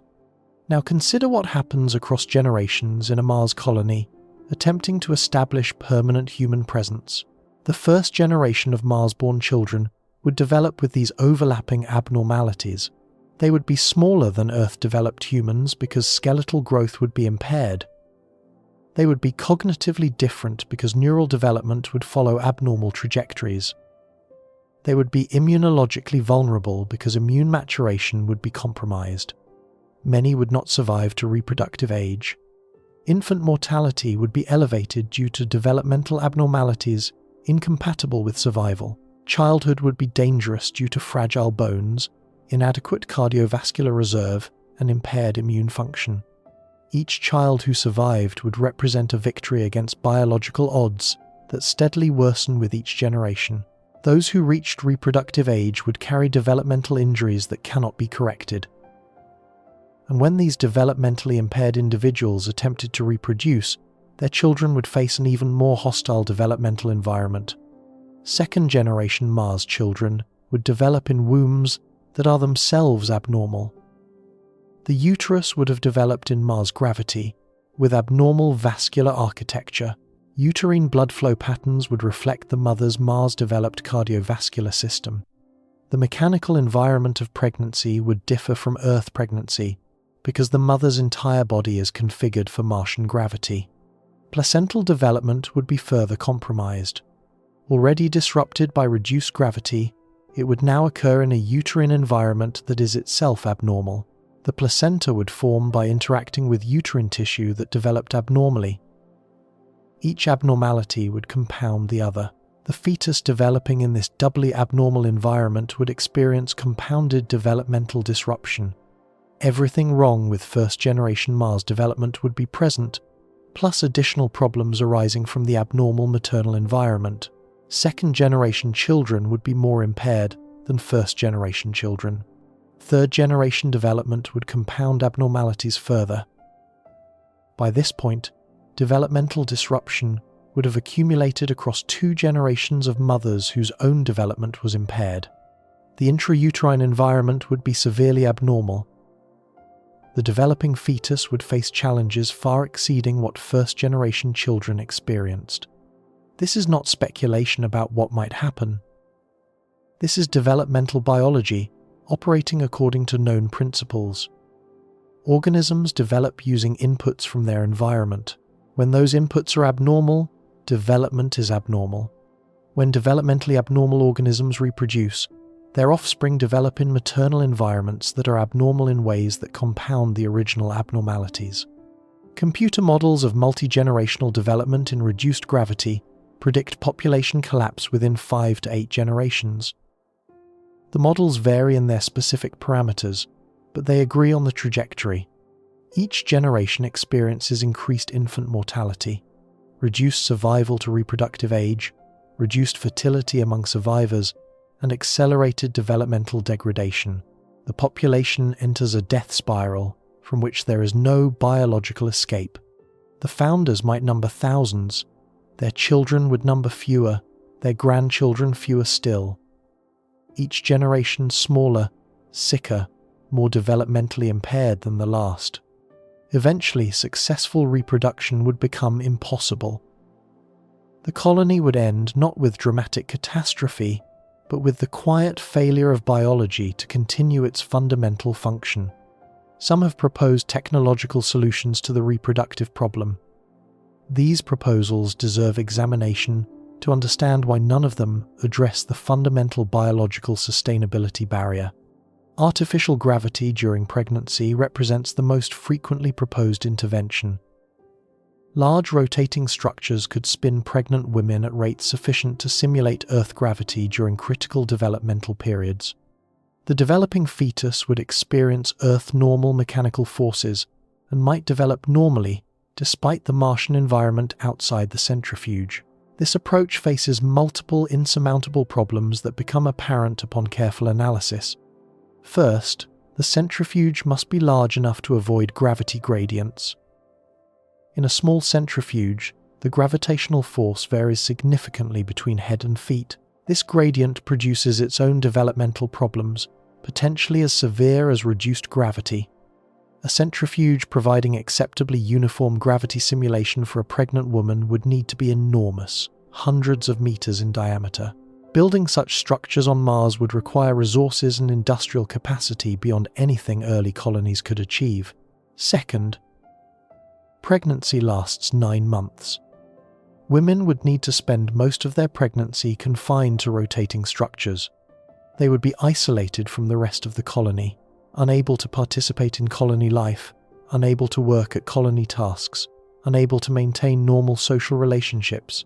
This isolation would be psychologically damaging and socially disruptive. Scaling this approach to population-level reproduction would require enormous centrifuge capacity and would create a permanent class of isolated pregnant women. Third, centrifuge pregnancy does not solve postnatal development. Fetal development is only the beginning of gravity-dependent growth. Skeletal development continues until the early 20s. Neural development continues through adolescence. Cardiovascular calibration occurs throughout childhood. Children would need to continue developing in Earth-equivalent gravity after birth if the benefits of centrifuge pregnancy were to be preserved. This would require years of centrifuge residence during critical developmental periods. Infants, toddlers, children, and adolescents would all need to live in rotating structures. A child confined to a centrifuge cannot be raised by parents living in normal habitat conditions. The family structures that human psychology requires would be torn apart by the need to separate children from parents across the centrifuge boundary. Fourth, and most fundamentally, even if children could be raised in centrifuges until skeletal and neural development completed, they would emerge into a Mars gravity environment as Earth-developed humans. Their bodies would be calibrated for Earth gravity, not Mars gravity.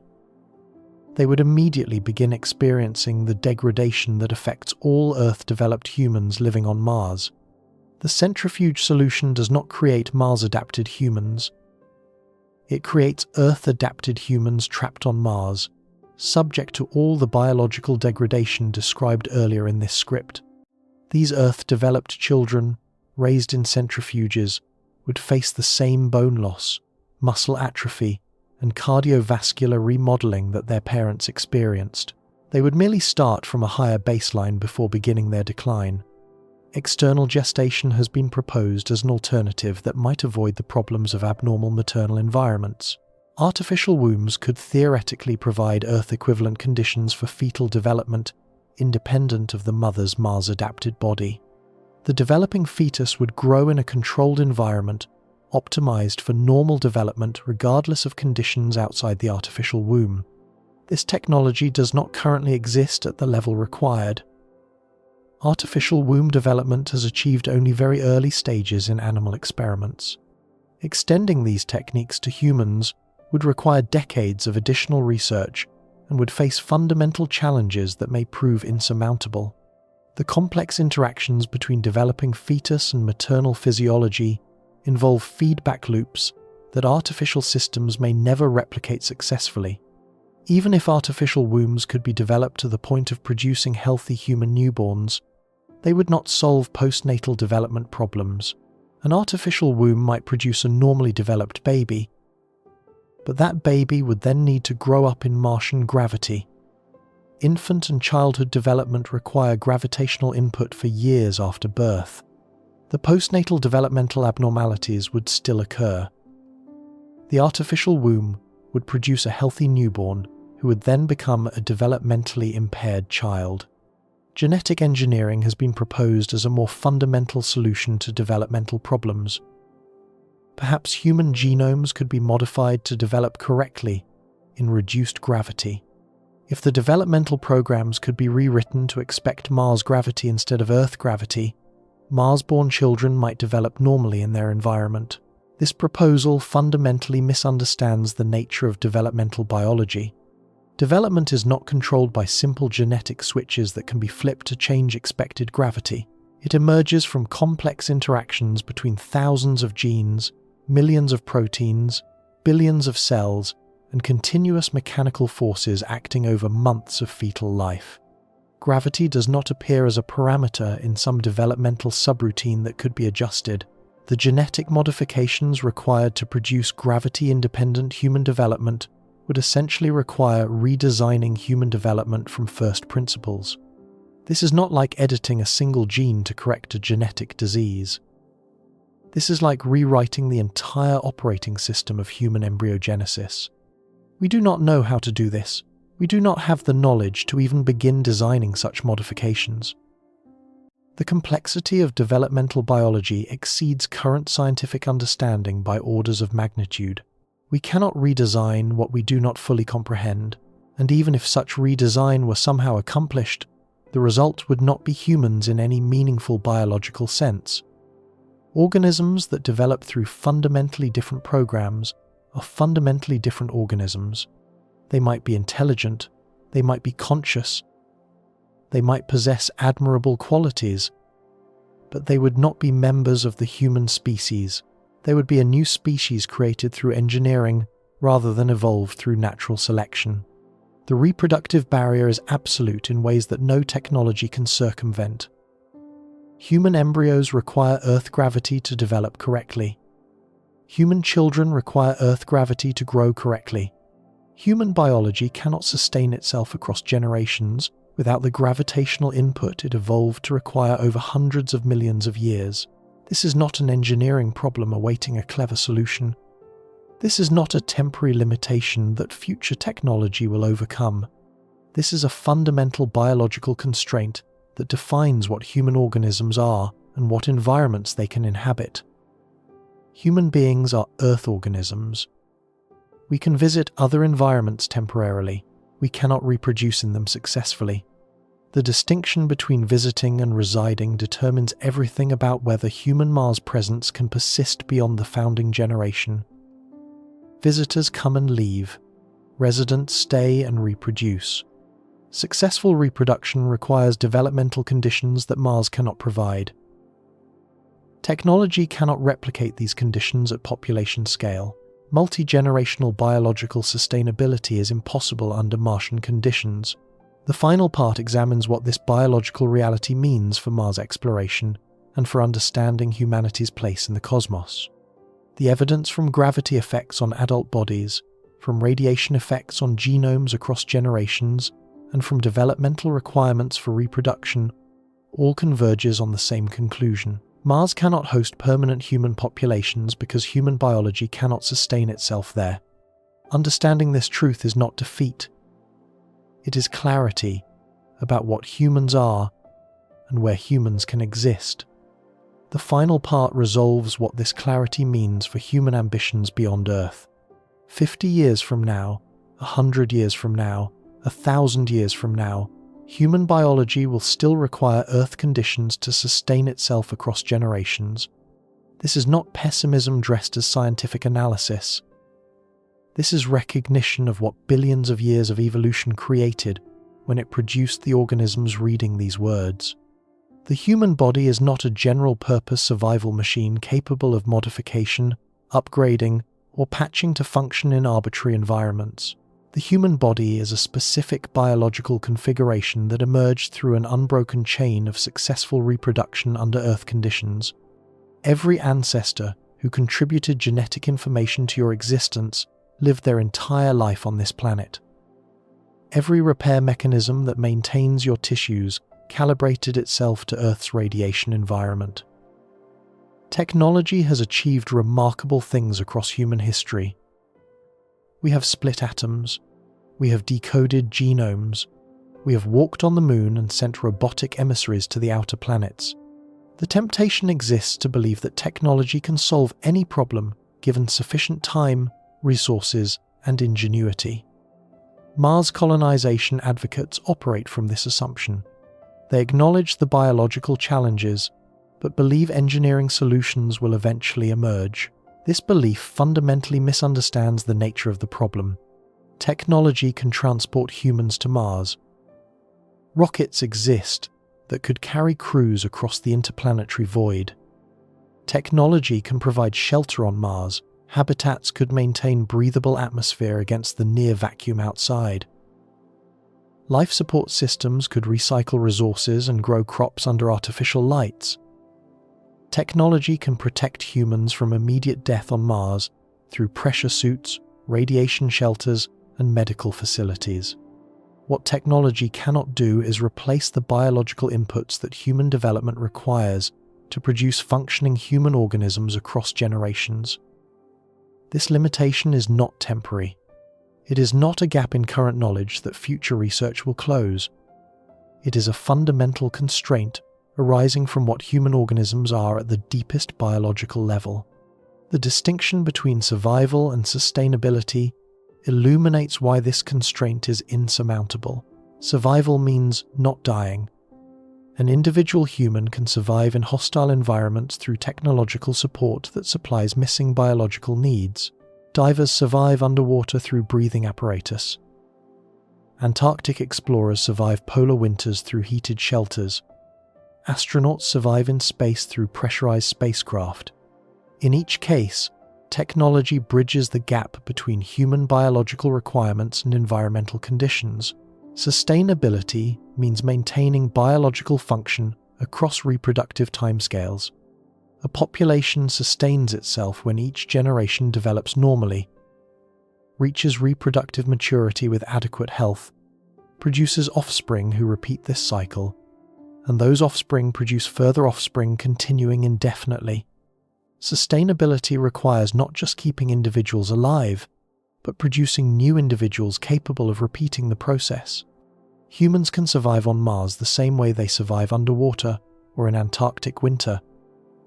Comprehensive technological support that must never fail can keep individuals breathing and functioning for limited periods. But survival is not the same as living. Temporary presence, supported by technology, differs categorically from permanent existence sustained by reproduction. Mars colonization proposals consistently conflate these distinct concepts. They describe survival technologies as though survival equaled sustainability. They project timelines for establishing human presence without examining whether that presence could persist beyond the founding generation. They assume that keeping adults alive solves the problem without confronting what happens when those adults attempt to produce the next generation. Consider what biological sustainability actually requires across generational timescales. Each generation must develop from fertilized egg through embryo, through adolescent, through adult, with all organ systems forming correctly. This development requires specific environmental inputs, including gravitational loading, radiation protection, and atmospheric conditions that Mars cannot provide. Each generation must reach reproductive maturity with sufficient health to reproduce successfully. This requires avoiding the accumulated damage that Martian radiation inflicts on reproductive cells, the developmental abnormalities that Martian gravity produces in growing bodies, and the compounding degradation that each generation inherits from the previous generation. Each generation must produce offspring who can repeat this cycle. The offspring must develop normally, despite being gestated in bodies that themselves developed abnormally. They must avoid the mutational load accumulated across generations. They must maintain sufficient cognitive and physical capacity to operate the technological systems keeping the colony alive. Failure at any point in this chain ends the population. A generation that cannot develop normally cannot reach reproductive maturity. A generation that reaches reproductive maturity with inadequate health cannot produce viable offspring. A generation that produces offspring, too impaired to maintain life support systems, ensures that no further generations follow. On Earth, biological sustainability is automatic. The environment provides all necessary inputs without technological intervention. Gravity loads bones and muscles at the intensity required for proper development and maintenance. The magnetosphere and atmosphere shield against radiation at levels compatible with genetic stability across generations. atmospheric pressure and composition support, cardiovascular function, and respiratory gas exchange. Temperature, humidity, and countless other environmental parameters fall within ranges human biology evolved to expect. Children develop normally on Earth because Earth provides what development requires. No conscious effort maintains these conditions. No technological systems must function perfectly for decades to supply gravitational loading or radiation shielding. The planet simply is what human biology needs, because human biology evolved to match planetary conditions. On Mars, biological sustainability would require technological replacement of every environmental input that Earth provides automatically. Artificial gravity systems would need to supply mechanical loading at Earth-equivalent intensities. Radiation shielding would need to reduce cosmic ray exposure to Earth-normal levels. Atmospheric systems would need to maintain pressure and composition within narrow tolerances. Thermal systems would need to counteract temperatures that swing from -120 degrees to +20 degrees Celsius. Each of these systems would need to function perfectly across decades. Any system that failed for even brief periods would inflict damage on biological systems that might not recover. The radiation shelter that fails during a solar particle event exposes colonists to doses that elevate cancer risk and accelerate mutational accumulation. The atmospheric system that fluctuates produces physiological stress that compounds across years. The gravity simulation that operates inconsistently disrupts developmental processes that require constant mechanical input. And each of these systems must be maintained by the humans it sustains. This creates the fundamental instability that guarantees Mars colony failure, regardless of initial investment or technological sophistication. The technology required to sustain human biology must be repaired, upgraded, and operated by humans whose own biological capacity is degrading from the inadequate environmental conditions. The colonists maintaining life support systems are simultaneously losing bone density, accumulating radiation damage, experiencing cardiovascular remodeling, and suffering progressive cognitive decline. The first generation of Mars colonists might maintain their technology effectively. They arrived as healthy adults who developed normally on Earth. Their bodies began degrading immediately upon arrival, but they started from full biological capacity. Their cognitive abilities, physical strength, and technical knowledge would decline over years and decades, but they would retain sufficient function to operate and repair complex systems for perhaps 20 or 30 years. The second generation presents a fundamentally different situation. These individuals would have developmental abnormalities affecting every organ system, as described in the previous section. Their baseline cognitive capacity would be lower than their parents' capacity due to neural development disrupted by reduced gravity and elevated radiation exposure during critical periods. Their physical capability would be reduced due to skeletal and muscular developmental impairments. Their technical training would be limited by educational programs operated by increasingly impaired first-generation instructors. This second generation would face the task of maintaining complex technological systems with reduced capability compared to the founders. Systems designed and installed by healthy Earth-developed engineers would require maintenance by Mars-developed individuals with compromised bodies and minds. The gap between system complexity and maintenance capability would grow with each passing year. By the third and fourth generations, accumulated developmental and radiation damage would significantly impair the population's collective technical capacity. The compounding of generational degradation would produce individuals barely capable of routine system operation, much less repair and troubleshooting of complex failures. Each generation would inherit more damage than the previous generation, while facing technological systems that grew older and more failure-prone. Critical systems would begin failing at rates that exceeded repair capacity. A water recycling component would break down, and nobody would possess the technical knowledge or physical capability to fix it. An air scrubber would malfunction, and the cognitive impairment of available technicians would prevent diagnosis of the problem.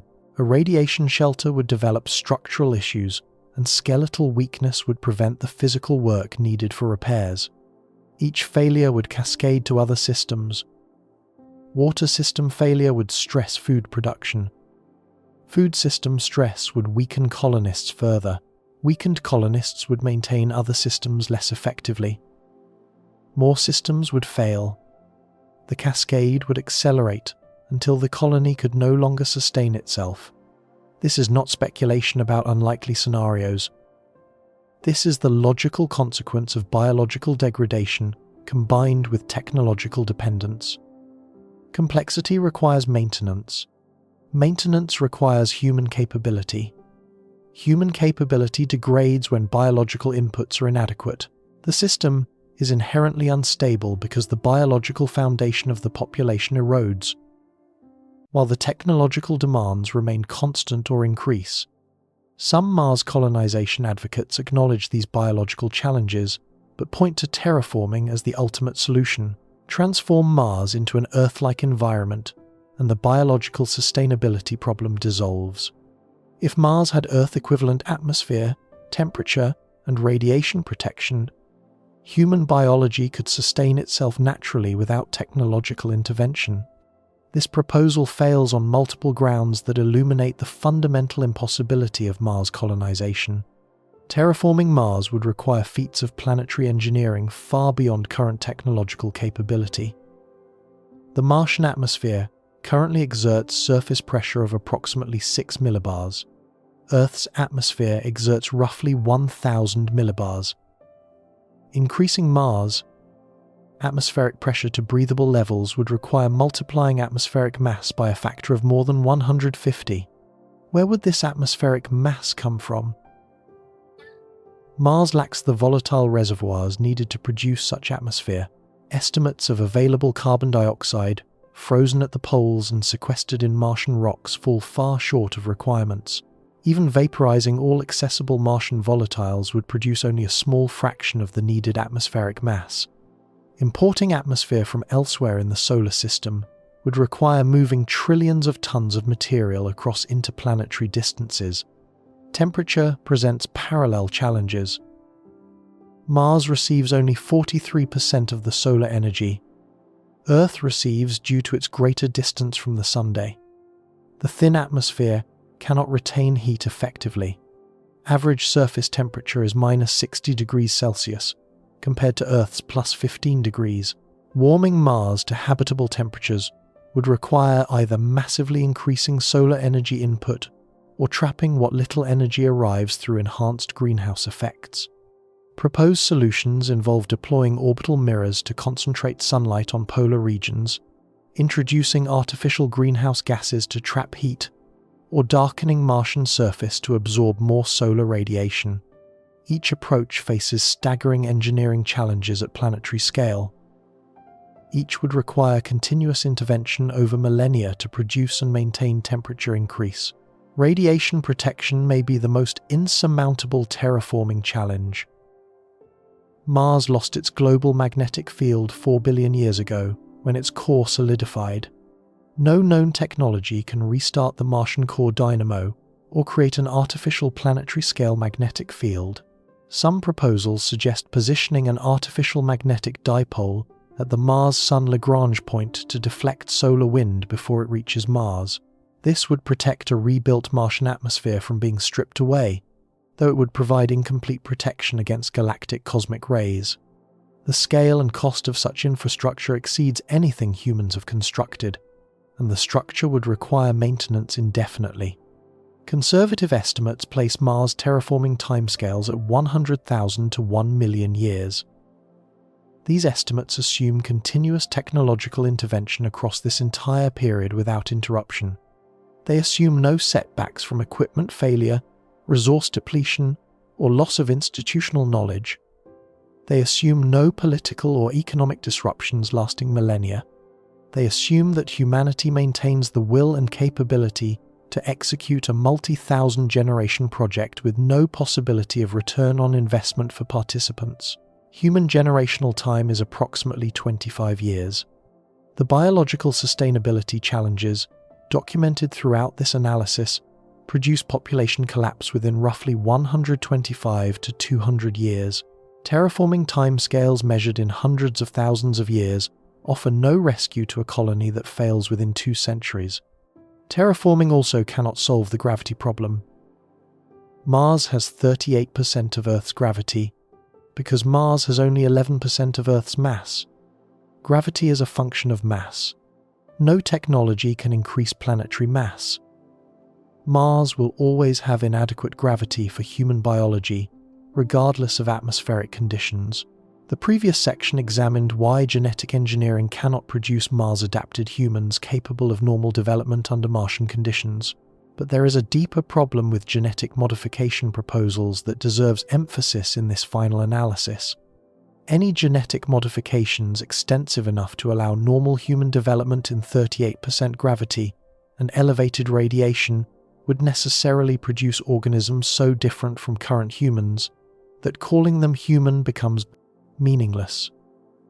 The modifications would affect skeletal development, cardiovascular calibration, neural organization, radiation repair mechanisms, and countless other systems that interact in complex ways. The result would not be modified humans. It would be a designed species created to inhabit Mars.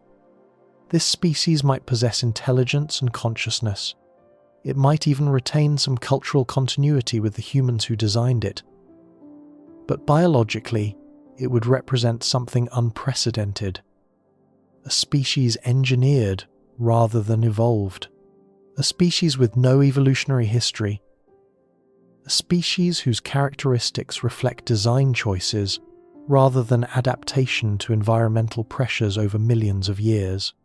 Mars colonization advocates rarely acknowledge that their vision, pushed to its logical conclusion, requires not the expansion of humanity, but the replacement of humanity with engineered successors. The dream of human children playing under Martian skies cannot be realized with actual humans.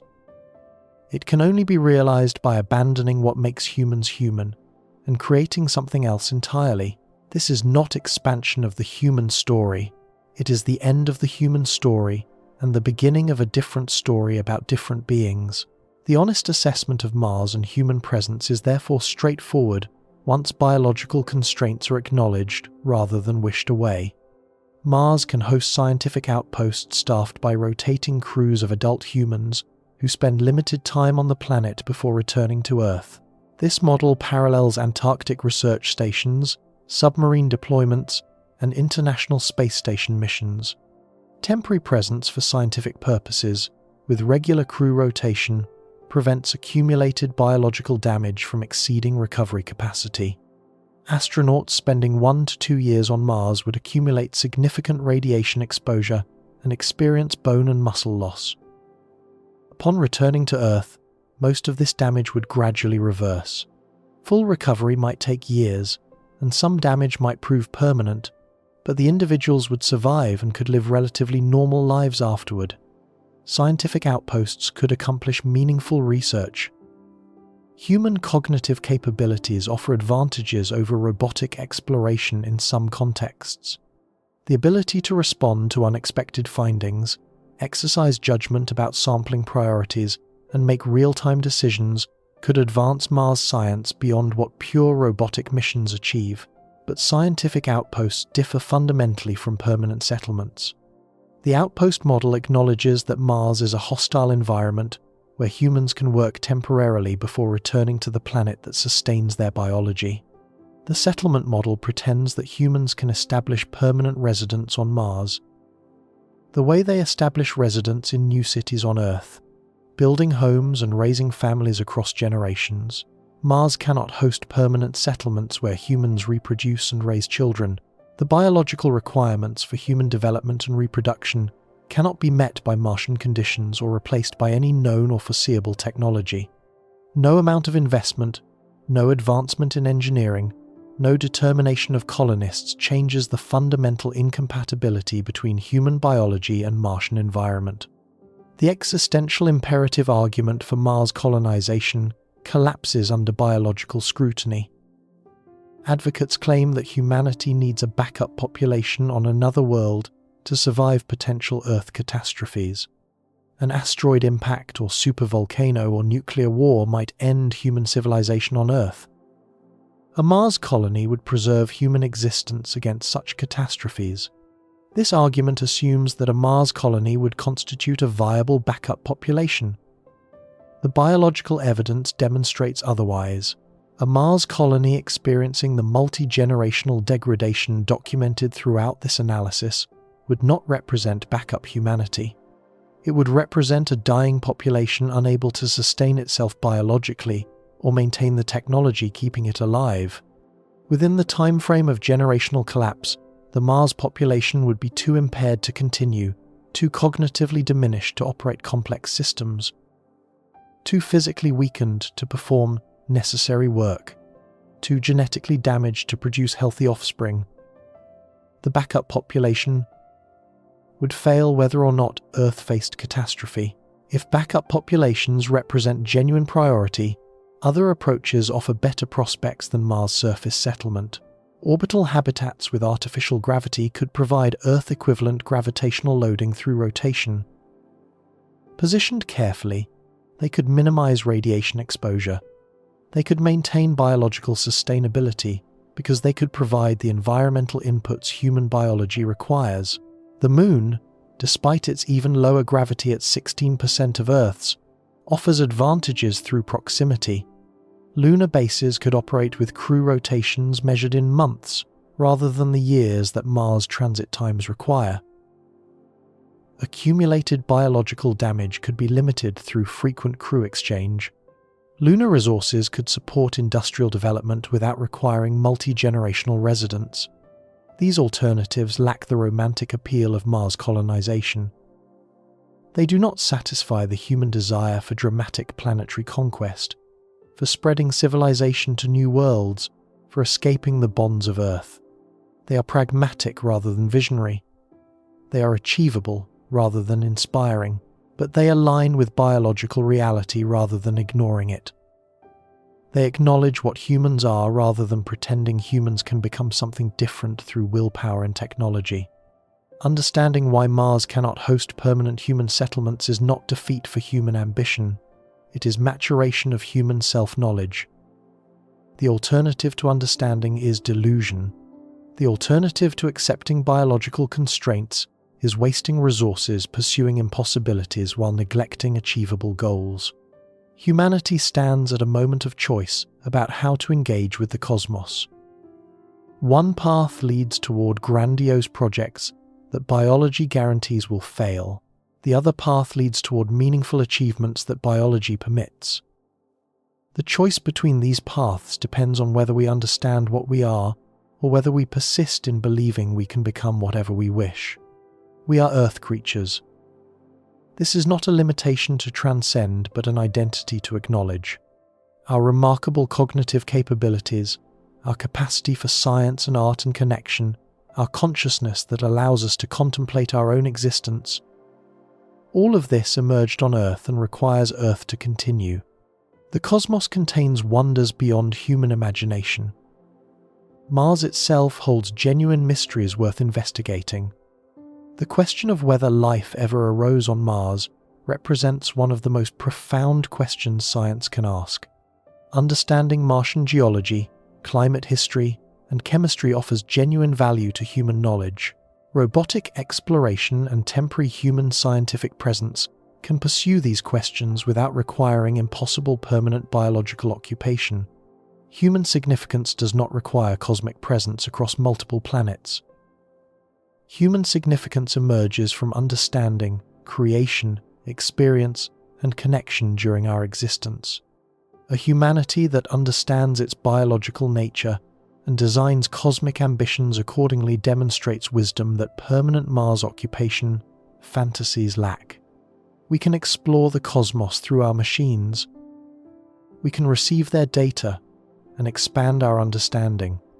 We can comprehend the universe across billions of light years while remaining on the planet that created and sustains us. This is not limitation but clarity. This is not defeat but maturity. Billions of years of evolution produced the remarkable organisms contemplating these questions. Trillions of cells working in concert create consciousness capable of understanding its own biological constraints. This achievement emerged on Earth and requires Earth to continue. Accepting this truth allows us to see our existence clearly, rather than through the distorting lens of impossible dreams. Mars will always be there. Its rusty deserts will endure for billions of years. Robotic explorers will continue revealing its secrets. Human scientists will study Martian samples returned to Earth laboratories. Perhaps human visitors will walk on Martian soil during carefully managed expeditions before returning to their home world. But Mars will never host human children growing up under alien skies. Mars will never host human families building lives across generations. Mars will never host human civilization flourishing beyond Earth's protective embrace. The dream of Mars colonization founders on the reality of human biology. We are Earth creatures, magnificently adapted to one specific world. That adaptation is both our identity and our constraint. Understanding this represents wisdom. Accepting this enables intelligent engagement with the cosmos. Denying this wastes resources and lives, pursuing biological impossibilities. Home is not where we choose to be. Home is where our biology requires us to be. For humans, that home is Earth. It always has been. Despite all our technology, all our ambition, all our dreams of cosmic expansion, it always will be. The pale blue dot suspended in a sunbeam remains the only place in all the cosmos where human biology can sustain itself across generations. The only world where human embryos can develop correctly. The only environment where human children can grow normally. The only home where human generations can succeed human generations indefinitely. This is not tragedy. This is truth, and truth, even when it constrains our dreams, liberates us to pursue what is actually possible rather than exhausting ourselves against the impossible. Human biology cannot sustain itself on Mars. This is the fundamental barrier that no technology can overcome. And understanding this barrier teaches us something profound about our place in a cosmos that created us, shaped us, and defined the conditions under which we can exist. We belong to Earth. Earth belongs to us.